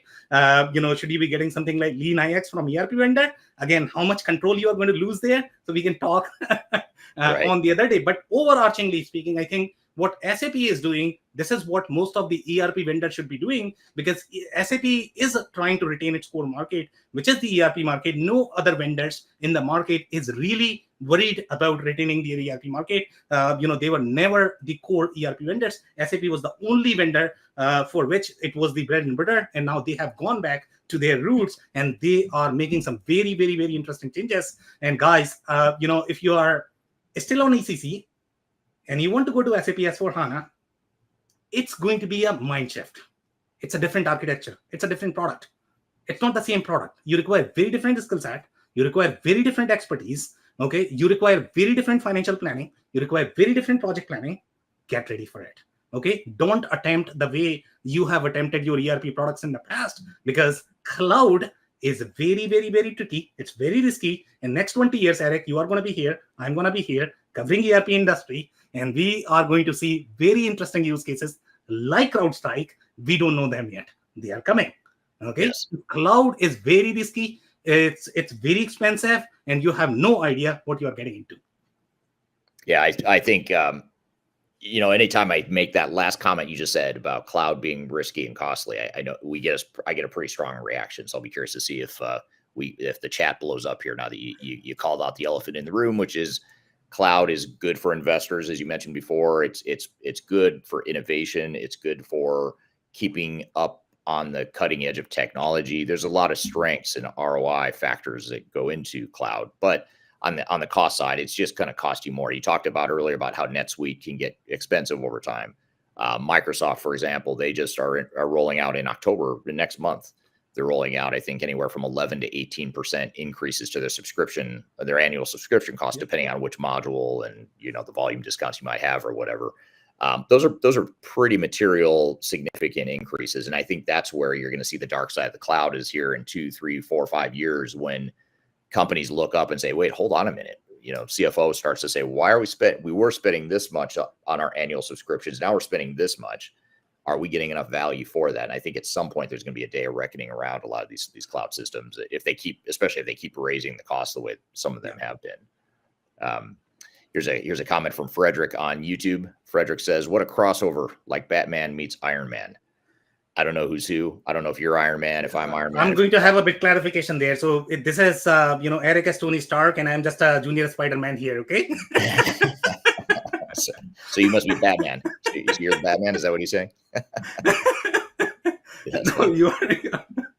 So here's I want to come back to this real quickly and talk about, we haven't talked about Epicor Kinetic. Epicor Kinetic's kind of right in the middle of our top 10 here, pretty high up in my opinion for what they are. I think they've been an interesting company that have been been on a bit of a roller coaster as a company. I think they're getting a lot of stability and legs underneath them now with their leadership team, and the private equity involvement seems to be stabilized. They had a lot of changing ownership over the years, and I think that cost them in the ecosystem and with their product development. But what are your thoughts on Epicor Kinetic? Where are you seeing that fit in the marketplace right now? Yeah, so I guess, Epicor is a very interesting product as well as a company as well. And I'm pretty sure, they have had a lot of challenges overall, from the leadership perspective. We all know late in the cloud. And if you look at one of the things that we like to pay attention to is their licensing strategy, pricing strategy. So at this point of time, if you look at, Epicor, they still have very on-premise pricing. Okay. Now, are investors going to like that? That may be a question. because either that's going to change, or my doubts are going to be that, okay, is it cloud enough that they are not able to provide the cloudy pricing? So I don't know, how to basically comment on that. But overall, I guess they were very late in terms of cloud, in my personal experience. And right now, even today, they have very on-premise pricing structure. So in a lot of ways, if you are a customer and you are looking for a deal, that could be the vendor to go to because they are going to be much cheaper. But what you are going to get out of it is probably going to be a question. So you need to probably review a lot, I guess. So Right. again, it's a very different strategy, very interesting mix, very interesting vendor as well. Eric. Yeah, and to your point, we saw SAP, and we see SAP still struggling with that same thing. Just as another example, it's not just Epicor; it's also like SAP struggling with. They've got on-prem, they've got private cloud, and then they've got public cloud. And at first, that was a great idea. It sounded like a great idea. You thought, oh, that's cool. Now you've got multiple deployment options, and Epicor is doing the same thing with multiple deployment options. But at some point, these vendors have to be more pragmatic and say, well, it doesn't make sense for us to have 2 or 3 different versions of our software. So let's get everyone over onto the same platform, which is the whole appeal and the scale of cloud. And so I think that's where Epicor will probably end up, just like SAP is sort of pushing that direction right now, and others have already pushed that direction. So it seems as though we're going to end up in at the very least, a private cloud, if not a public cloud focus for a lot of these vendors. But I think they're enticing a lot of customers, maybe easing the transition by saying, well, you can do on-prem or private cloud, in the short term at least. And I think they're doing that as a way to sort of get people over to the cloud and over to their platform, and then they'll eventually have to move them over, I would think. What do you think? Yeah, could not agree more. I think, there are definitely going to be a lot of, changes overall. Epicor, as I said, they are making really, really interesting changes. And the new private equity they have now, we need to look at what direction they are going to set. For the most part, it does seem very consistent based on what they have done. It seems to be working. I think they have recently announced that they are also, as part of the whole $1 billion ARR club, I guess. I think they have that as well. But they also compete for professional services. So I don't know if they have a real 1 billion or, Right. But sometimes that could be tricky as well, right? Because, these numbers are not public. But it seems like they are heading in the right direction. They are growing. They are definitely making very interesting changes. And hopefully the private equity is not going to do the 180-degree shift to the product strategy. If that happens, that's always tricky for customers. Yeah, absolutely. Let's see. Here's an interesting comment from Jason. I think you'll appreciate this comment, Sam, because I think this is something you've actually done, if I remember correctly. But Jason on LinkedIn says the top 10 list is loaded with great discussion, but when you boil the vendors, perhaps the more valuable top 10 list is focused on people, process versus technology at day's end. This may be your success differentiator. And you've done some top 10 lists yourself at ElevatIQ, right? Where you said these are the top 10 factors for what makes a project successful and that sort of thing. Is that true? Yeah. So we are very intentional about separating these two. We like to separate the implementation from the product itself. When we have our list, we are really comparing product. It has to be the product attributes that are relevant. For products, sometimes there could be overlap, but for the most part, we like to decouple that as much as possible. Just because you have a very good product does not mean that you are going to be successful. So that's why the implementation is going to have very different strategy. We have different lists for that. But great comment, Jason. I completely agree with what you are trying to say there. Yeah, it's a good comment. Here's a comment back to your point earlier about the Microsoft community, but Urban on LinkedIn says, thanks, fun to listen in. Just a suggestion, check the logo type of at least the Dynamics 365. A couple of people commented on LinkedIn when I posted it too, that I have an outdated Microsoft D365 branding thing. And I think it's partially because of what you said earlier in the discussion, Sam, which is it's not just D365. It's a whole suite of products that extend beyond Dynamics. And I think that's what Urban's referring to there. But I found that there's two communities that you really don't want to mess with. I don't know what your thoughts are here. Being independent, you and I get a lot of praise, but we also get a lot of flack. Every vendor that's not number one is upset that they're not number one, and they all think they should be higher and whatever. Or we don't think highly enough of them in their opinions. And I feel like Microsoft and Odoo are the two communities where I feel like you just don't want to mess with them because you get so much blowback from that community, whether you're using the wrong logo or not praising them enough or whatever. I think those two, it seems like there's a lot more passion in the ecosystem, the people that are in that ecosystem. So to be completely honest, I mean, in our case, we really don't care. We really don't care. We really like to go back to the fundamentals, what we really believe in.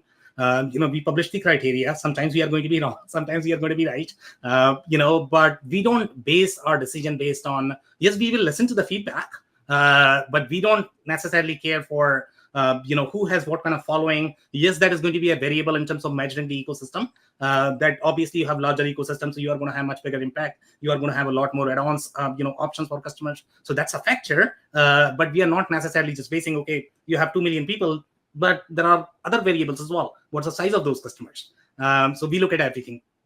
Yeah, absolutely. What about here? One vendor we have not talked about is IFS. So IFS is number 8 on our list. It's another one that sometimes people say, well, why is that one in your top 10? Because IFS, of all of these vendors on here, it probably has one of the more industry and functionally focused solutions in terms of not trying to be everything to everyone. I'd say Epicor Kinetic is the other one. They're kind of focused a lot on manufacturing distribution. IFS is focused a lot on manufacturing, but they're focused more on asset intensive types of companies like aerospace and defense, field service based companies that like utilities and energy, construction, things like that. So they don't fit in a lot of cases, but when they do fit, they fit really well. What are your thoughts on IFS? I mean, just in general, as far as how you compare IFS to other systems in the market. Yeah, so IFS is a very interesting candidate as well. And to be completely honest, I mean, the amount of pushback that we got, I think we got the most, on IFS. We very rarely get, on Microsoft, Odoo, the one that you were mentioning, but we got a lot more on IFS, okay? And the reason why we got on IFS is because IFS is a very interesting character, right? One of the things, and Eric, I don't know whether you track the Cloud Top 100 list or not, you would notice that IFS is probably going to be in top 10 in Cloud 100. Okay, you're not going to find any ERP vendors, even the ones who claim that they are cloud native. You're never going to find NetSuite. You're never going to find Acumatica. Why is that? Okay, because cloud overall, who's funding the whole Cloud 100 list, and which are the investors? For the most part, it's going to be Salesforce. And Salesforce like companies who think in the whole SaaS best of breed sort of architecture, right? So that's where IFS really shines. So IFS is going to be really strong in the field service. Okay, IFS is very strong in the asset management. Now, asset management has a very interesting character as well. And Eric, I'm pretty sure you remember Info's journey. They sold their EAM product, and there is a reason. It was one of the most successful product under Info's portfolio. And we were shocked. Okay, why would he sell your most successful product? It doesn't make any sense. The reason for that is, to be completely honest, okay, if you look at the core EAM offering, number one, that is going to be very industry specific. Sometimes when you include industry specific product as part of your suite, you become very pigeonholed. Okay, that's number one. And number two factor is going to be that a lot of hardware vendors, okay, the reason Rockwell acquired Plex is because they wanted to sell more hardware. So now this is their go-to-market strategy. So how do you compete with your customer? I don't know. So that's where IFS is very, very, very interesting. Yes, a lot of companies are going to think that they are really good at manufacturing, whatever, but it's three different things, clubbed together. Obviously, they have a lot of revenue. There's no question there. But calling IFS as an ERP vendor is always tricky. Yes, they have a lot of footprint, but it's a very interesting, mix. It's a very different character, I would say. Yeah, absolutely. And then one other one I want to make sure we touch on a little bit. I think we talked about it a little bit in passing. Is on number 4 on our list is Infor Cloud Suite. Yeah. So honestly speaking, Infor is a very interesting character as well. And the roots of Infor is very similar to any other companies that were, created by financial geniuses, right? So you talk about companies like ECI, you talk about companies like Ep192, you talk about companies like Constellation Software. By the way, we should probably include Constellation Software now as part of the largest ERP vendor, because they are one of the hottest on Wall Street at this point of time. But would you call them ERP vendor? I'm not too sure. That's a big question, yeah. Right. So what Infor and Ep192, what they have done is they are trying to change things from the marketing perspective. Okay. They are really using marketing as a tool to be able to change this. And they have not made the same changes that we are seeing in the other portfolio from the product perspective. So when you say Infor Cloud Suite, it's a marketing bundle, to be completely honest. Okay, you have a lot more ERPs that are clubbed underneath, so we need to be specific about an ERP, because that is what is going to dictate whether they are going to have where they are going to sort of fit, what you are buying. If you're simply going to buy Cloud Suite, sometimes you don't even know which product you are buying, because if you look at the support model, you need to go to that product team to be able to get support. So Infor Cloud Suite is just a marketing play, to be completely honest. In our experience, it doesn't mean much. We have to have the right product there. And sometimes that could be confusing for the customers as well. For example, some of the vendors, let's say if you look at the marketing positioning of Acumatica versus Aptean. Okay, Acumatica calls them addition, but they are part of the same product, but Aptean has different products underneath. Right. So it is very misleading to call the same product, they're using the same term, so they're confusing the industry, I guess. It's not fair to the customers, to be completely honest. So that would be my take on. It's a great point. And for anyone that's interested, if you scan this QR code on your screen right in front of you, you can pre-register to get our 2020 to 25 ERP report, which includes more explanation of these top 10 rankings, the criteria behind it. Thank you, Sam. Really appreciate your time here today. And thank you to the audience for the great questions. A lot of good discussion, debate around the top ERP systems. And it just goes to show how difficult it can be to come up with a top 10 list, especially when it's a general top 10 list. Of course, if we were to create that same list for any given industry or company size or geography, we're going to come up with an entirely different list. In fact, I don't recall the last time we came up with the same short list for multiple clients.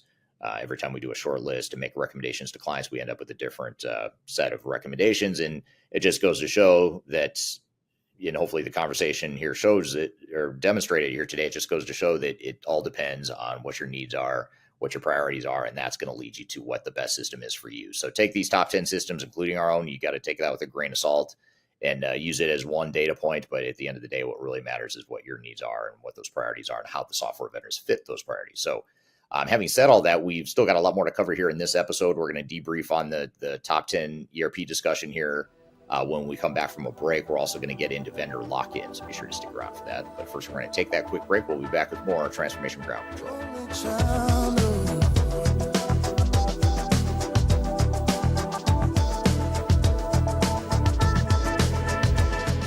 If you are involved in any sort of digital transformation or business change initiative, you will want to download the Digital Transformation Report. With its comprehensive overview of business and technology trends and best practices, this report is a must-have guide for any transformation project or executive team. Download this free report by visiting Third Stage Consulting at thirdstage-consulting.com. You can also visit our website to learn more about us or download independent reports, videos, and other best practices. Again, visit thirdstage-consulting.com today to learn how you can take your transformation to the third stage of success. Are you looking for ways to promote your product or service to enterprise technology decision makers and influencers throughout the world, like the ones who listen to this podcast? Major Tom Productions creates media, events, and influencer marketing for B2B technology providers. Our productions are exciting, educational, disruptive, and effective.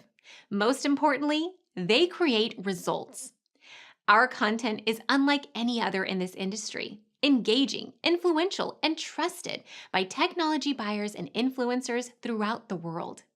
Each month, our productions reach hundreds of thousands of targeted buyers and decision makers who trust and engage with our honest and tech-agnostic content. With long-tail viral results and engagement with our content, Major Tom Productions provides a way to reach your target market and create awareness, calls to action, and a connection with potential customers. So collaborate with us today. Learn how we can feature your product or service on podcasts such as Transformation Ground Control, Journey to S/4HANA, and Journey to Dynamics 365. We can also feature your brand on our YouTube channel called Digital Transformation with Eric Kimberling, which boasts over 100,000 subscribers and over 2 million video views per year. You can also participate in our in-person events, including our Digital Stratosphere Conference.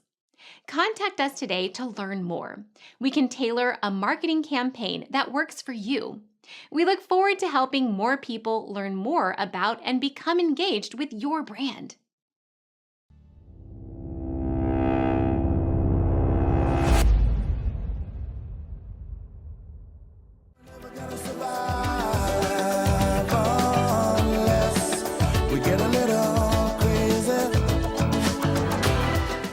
Hello, welcome back to Transformation Ground Control, episode number 192. My name is Eric Kimberly, here with Darian Chwialkowski. You can find new episodes of this show every Wednesday. Just go to transformationgroundcontrol.com to see new episodes and past episodes as well. And the show is sponsored by Third Stage Consulting. So, Darian, we just had Sam on the show. We talked a lot about a bunch of different ERP systems and comparisons and debates and pros and cons, all this sort of stuff. What were some of your takeaways from the conversation? Yeah, I mean, I thought it was a great conversation overall. It was interesting to see how the two lists, I know that we talked about the list that Third Stage just released and you just put out, but how his list kind of had some similarities in the two. And so I thought that was interesting that, you know, multiple people are seeing this happen with different softwares like NetSuite, for example, like you guys talked about. So I thought that was a really interesting thing. And along with the audience, I think they were seeing it too with the great comments that they were making. But the thing I'm most excited about is that our digital transformation report was just released, and that top 10 list is going to be on that digital transformation report. So the audience now could have access to that with the QR code, or I'm sure it'll be in the link or the show notes of this episode. And that's something that they can get the top 10 list and all the reasons behind it, and then also everything else that's in our digital transformation report this year. Yeah, absolutely. Yeah, I encourage you to download it. I know there's questions here at a high level in the interview, but certainly when I posted the top 10 list to my LinkedIn profile, I got a lot of questions around what's the methodology? How'd you come up with this list? And why are certain vendors, you know, higher or lower than others? And we sort of touched on some of that during the discussion, but there's only so much we could get to in the limited amount of time we had. But if you go to that 2025 report, it actually lays out how the systems compare and why certain ones are ranked the way they are, why they changed position from last year, all that sort of stuff. So be sure to download that 2025 report. Go to the show notes or the comments field below, or the information field below, wherever you're listening or watching here today, and you'll find a link to that 2025 report. So be sure to check that out. And you can see for yourself the way we rated the top 10 systems. And that 2025 report too includes a bunch of other stuff besides just the top 10 ranking. It's also a number of implementation best practices and other data points that we've captured throughout the market. So be sure to check that out. So yeah, great stuff. And we could have that same conversation or debate again and probably find good reasons to completely change that top 10 list. So that's the fun part of those conversations. Yeah, absolutely. And like you said, you did get a lot of questions and comments on LinkedIn. So I want to pull a couple of those from that just to bring into this conversation. I know you were answering them on LinkedIn, but for our audience here to hear too. So one question is, I believe you had Plex as your number one MES recently, but here it's not even in the top 10 for ERP. Why the disconnect? Yeah, and that's a great question. And it's actually a good reminder of how the top 10 for any given function or industry might look totally different than a generalized top 10 across industries. So for those that don't know, Plex is a SaaS-based, cloud solution that provides manufacturing execution capabilities, and that's what MES stands for, is manufacturing execution systems. And Plex is number one on that list. So manufacturers that are looking for an MES system might find that Plex is a great fit. But when we're looking at a general ranking that covers not just manufacturing, but all types of industries, and not just manufacturing functions, but also financials and inventory management, warehouse management, supply chain management, all the different aspects of an organization, you can see how, Plex is a little bit more focused and a little bit more tailored from one specific industry and function. So that's the main reason why I would say Plex is not in our top 10 list, but it is high on our top MES system list. Our next question from your LinkedIn post is from Lisa Pope.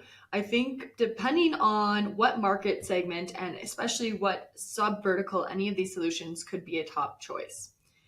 ERP for a software company is very different for a complex global manufacturer. However, do I agree with the comment, which product was used?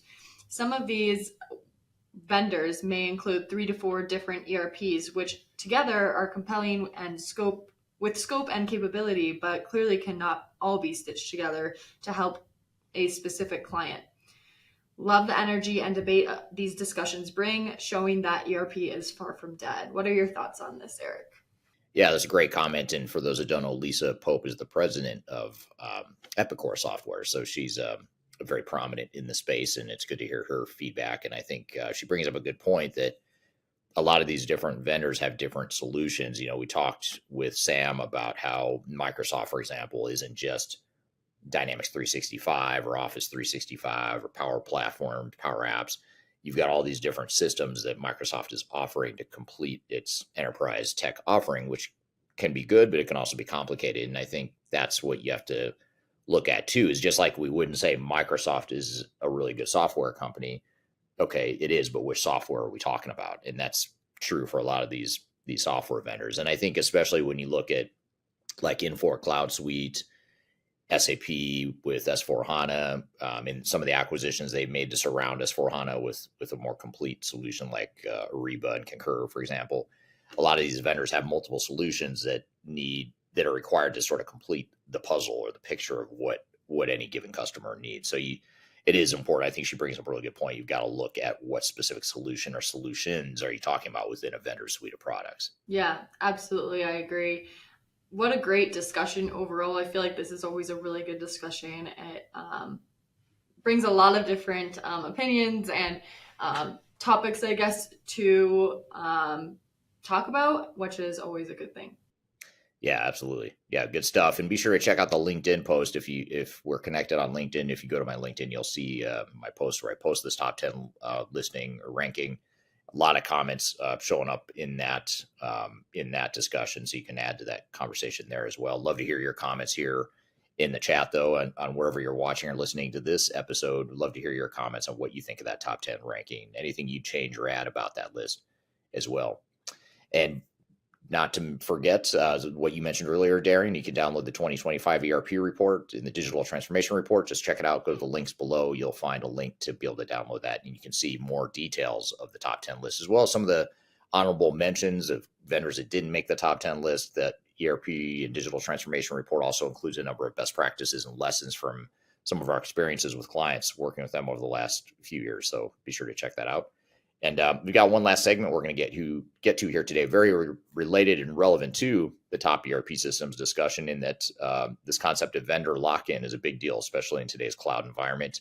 I'm going to play you a clip here from our YouTube channel where we recently talk about vendor lock-in, what it is, how to avoid it, how to mitigate the risks of vendor lock-in. Very relevant conversation, especially in today's cloud environment and cloud age, where we're putting more of our eggs in one basket with one cloud provider, in many cases, one cloud application provider on the ERP side. So the question becomes, how do we mitigate the risk of vendor lock-in? What is vendor lock-in, first of all? We're going to cover all that here in this video. So let's roll this clip and we'll come back and chat about it as well. One of the services we provide to our clients is software selection, as well as digital strategy and implementation planning. And one of the challenges we help our clients navigate as part of our implementation planning and software selection services is this whole concept of vendor lock-in. Vendor lock-in is an intangible thing that really needs to be considered as you're defining your digital strategy. So what I want to do today is talk about what vendor lock-in is, as well as how you can mitigate the potential risks of that. And if you're looking for more information about how to define your digital strategy and roadmap, and also how to select the right software for your organization, I encourage you to download our Guide to Software Selection, which you can download off our website using this QR code right here, or you can go to the links below. Before we dive too far into today's content, I want to share a little bit of information about Third Stage Consulting and who we are. Third Stage Consulting Group is an independent, technology agnostic provider of consulting services to help clients through their digital transformations. We help with digital strategy and software selection, as well as implementation planning. And during implementation, we provide services related to program management, organizational change, business process improvement, as well as enterprise architecture. These are just some of the services we provide. We have offices in North America as well as Europe and Asia Pacific. So if you'd like to learn more, I encourage you to check out our resource center, which includes a number of resources that will help you through your digital transformation, and you can access that for free using the QR code here or the links below. You can also reach out to me directly if you'd like to discuss your digital transformation and brainstorm ideas on how to improve where you're headed on your journey. Now let's jump back into today's content. First, it helps to understand what vendor lock-in is. And if you don't know what it is, essentially what vendor lock-in refers to is this concept that you're dependent on one software vendor or provider to provide all of your software and services that go along with that. So an example would be a company that invests in an ERP system like an SAP or an Oracle or Microsoft Dynamics. They might deploy that one technology, that single technology across the entire enterprise. And that creates a sort of vendor lock where now that one vendor has not only provided you a ton of different software options and a ton of different technology to automate your entire business, but it also means that if you try to change your operations or do something different than what the software can do, it makes things a little bit more difficult and complicated. The other aspect of vendor lock-in that's becoming a lot more prevalent in this cloud and SaaS-based world that we live in right now is the fact that once you deploy a cloud-based solution, it's a lot harder to switch out. So if you've deployed a single system like an SAP S/4HANA, for example, if you've deployed that single system through your entire enterprise, it's going to be really hard to replace that someday if you ever decide that you've outgrown the system or your needs have changed, or if you decide that there's just a better technology out there that might better fit your needs. Because someone else is hosting all of your applications and all of your data and all of your technology operations, which certainly has its advantages, until it comes time to switch that technology. So it's a good thing until it comes time to switch, and that's an aspect of vendor lock-in as well. And then a third dimension of vendor lock-in is going to be on the services side. So if you think about the need to hire outside technology consultants to deploy whatever technology or technologies you're deploying, you need obviously that outside expertise to come in and help you.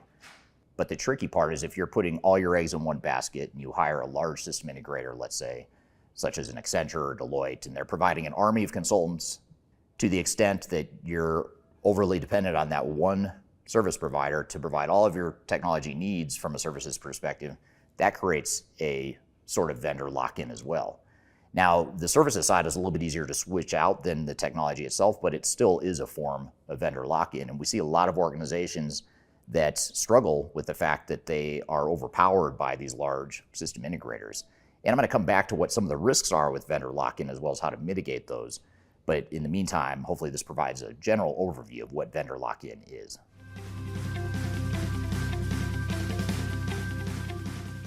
Now, for some organizations, they get caught up in vendor lock-in unintentionally.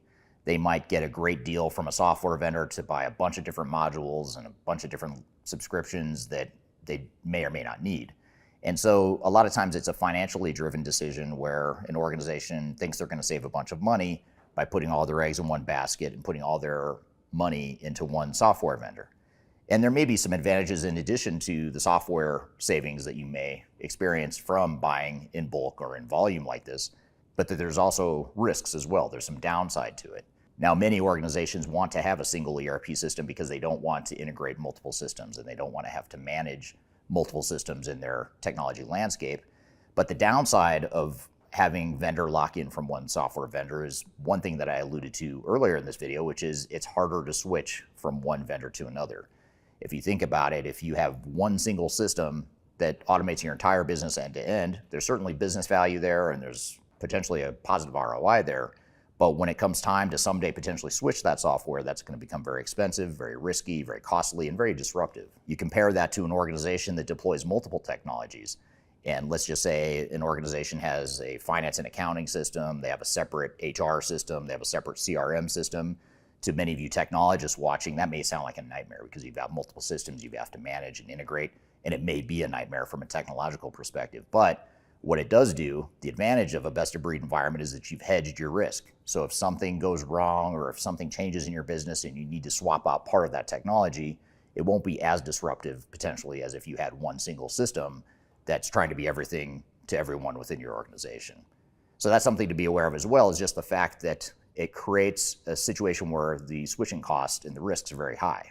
The other aspect of vendor lock-in that is a challenge, especially in today's cloud environment, is that software vendors are arbitrarily raising their subscription costs, their annual subscription costs. So in cloud and software as a service environments, you're paying an annual perpetual fee to use that software and have access to the software and your own data. The software vendor, in most cases, has the freedom to unilaterally raise the cost however they see fit. For example, Microsoft Dynamics 365 in October of 2024, coming up later this year as I'm filming this video, they've announced a series of subscription cost increases that range anywhere from 8 to 17% for companies that are either renewing software and or buying the new software. And you may be able to justify that cost increase by saying, well, I'm still getting greater business value than I would otherwise, or that product is still the best fit for me, or it's still cheaper than my old legacy system that I was using before. But the question becomes, at what point is too much of an increase too much for your organization? And so that vendor lock-in is a real thing. And I think that's a day of reckoning that's out on the horizon for a lot of cloud and SaaS providers and their customers, in that organizations at some point are going to have to tap out and say, this is becoming too expensive. Our ongoing OpEx costs are too great. So the question becomes, how difficult will it be to potentially change systems if they either become too expensive, or if you outgrow that system and you need to look at other options to switch to in the future. And then the final dark side that I'll talk about here today of vendor lock-in is related to the services side of things. So as you look to your technology implementation partners, your resellers, your system integrators, there are situations where organizations get too dependent on one single service provider. And that one single service provider oftentimes will do anything to preserve their revenue stream and to do anything to make sure that they're getting as many billable hours as possible. And when that happens, what it does is it creates a learned helplessness where the organization that's implementing the technology defers to the system integrator, to the software provider. Now, that makes sense because you want outside expertise, but you don't have to put all your eggs in one basket and depend just on one service provider. We have some clients that will diversify their use of different technology providers as a way to diversify and hedge their risks, so they're not overly dependent. And if one company creates challenges or isn't able to deliver, they can always pull the plug on that one and plug in new resources. Now, again, it creates management issues, it creates challenges if you manage multiple technology service providers, but it is a way to ensure that you don't have vendor lock-in, at least on the services side of things as well.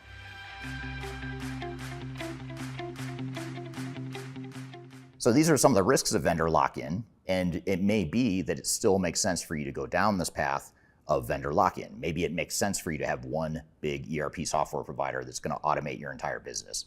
Maybe it does, in fact, make sense for you to use one big system integrator that's going to provide all of your technology resources.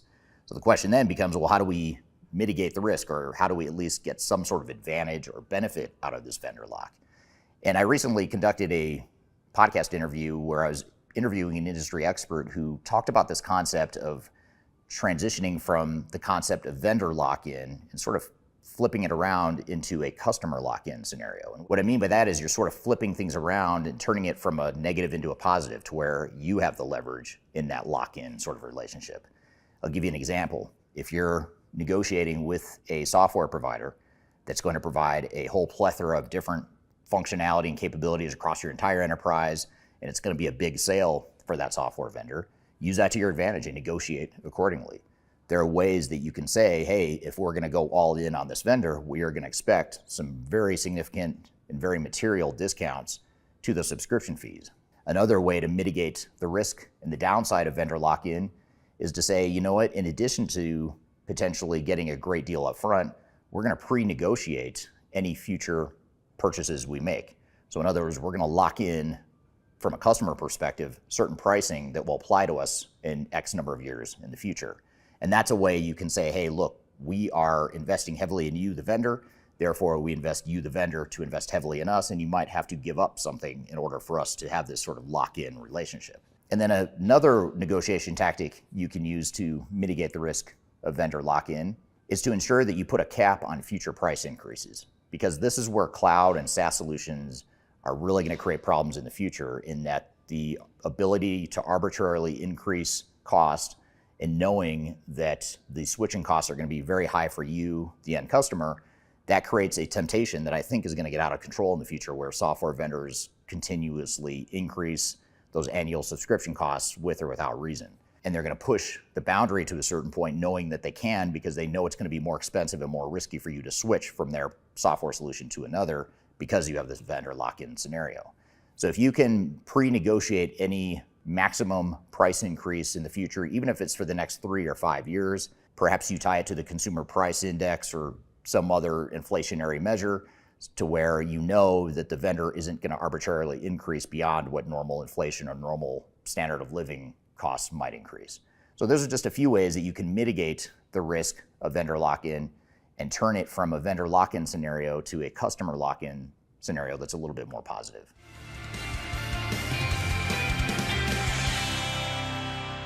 So let's look at other mitigation strategies. I shared in the last segment some general ways that you can create this customer lock-in scenario and turn a negative thing into a potentially positive thing, but let's look at other strategies.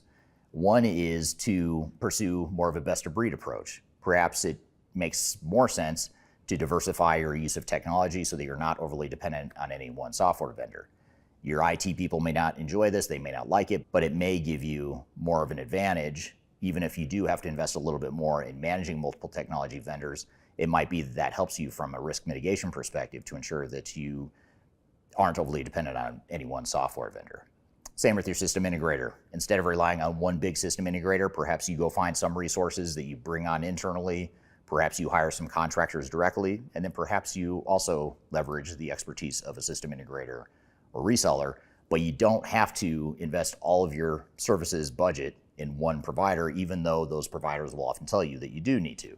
So that's another thing you could do, is diversify your use of technical service providers. And then finally, as I mentioned a little bit earlier, you can also use this to your advantage and negotiate heavily, knowing that you might be in a vendor lock-in scenario. So we find that organizations that do invest in one system integrator, oftentimes they're going to have more leverage, especially for larger organizations. You're going to have a lot more leverage in the situation where you invest in one service provider or one technology provider as well.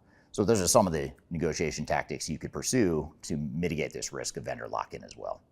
So I hope this has provided you some guidance on how to manage what is oftentimes a very intangible and very real risk during digital transformations. If you're looking for more guidance on how to manage your digital strategy and software selection process, I encourage you to read our Guide to Software Selection.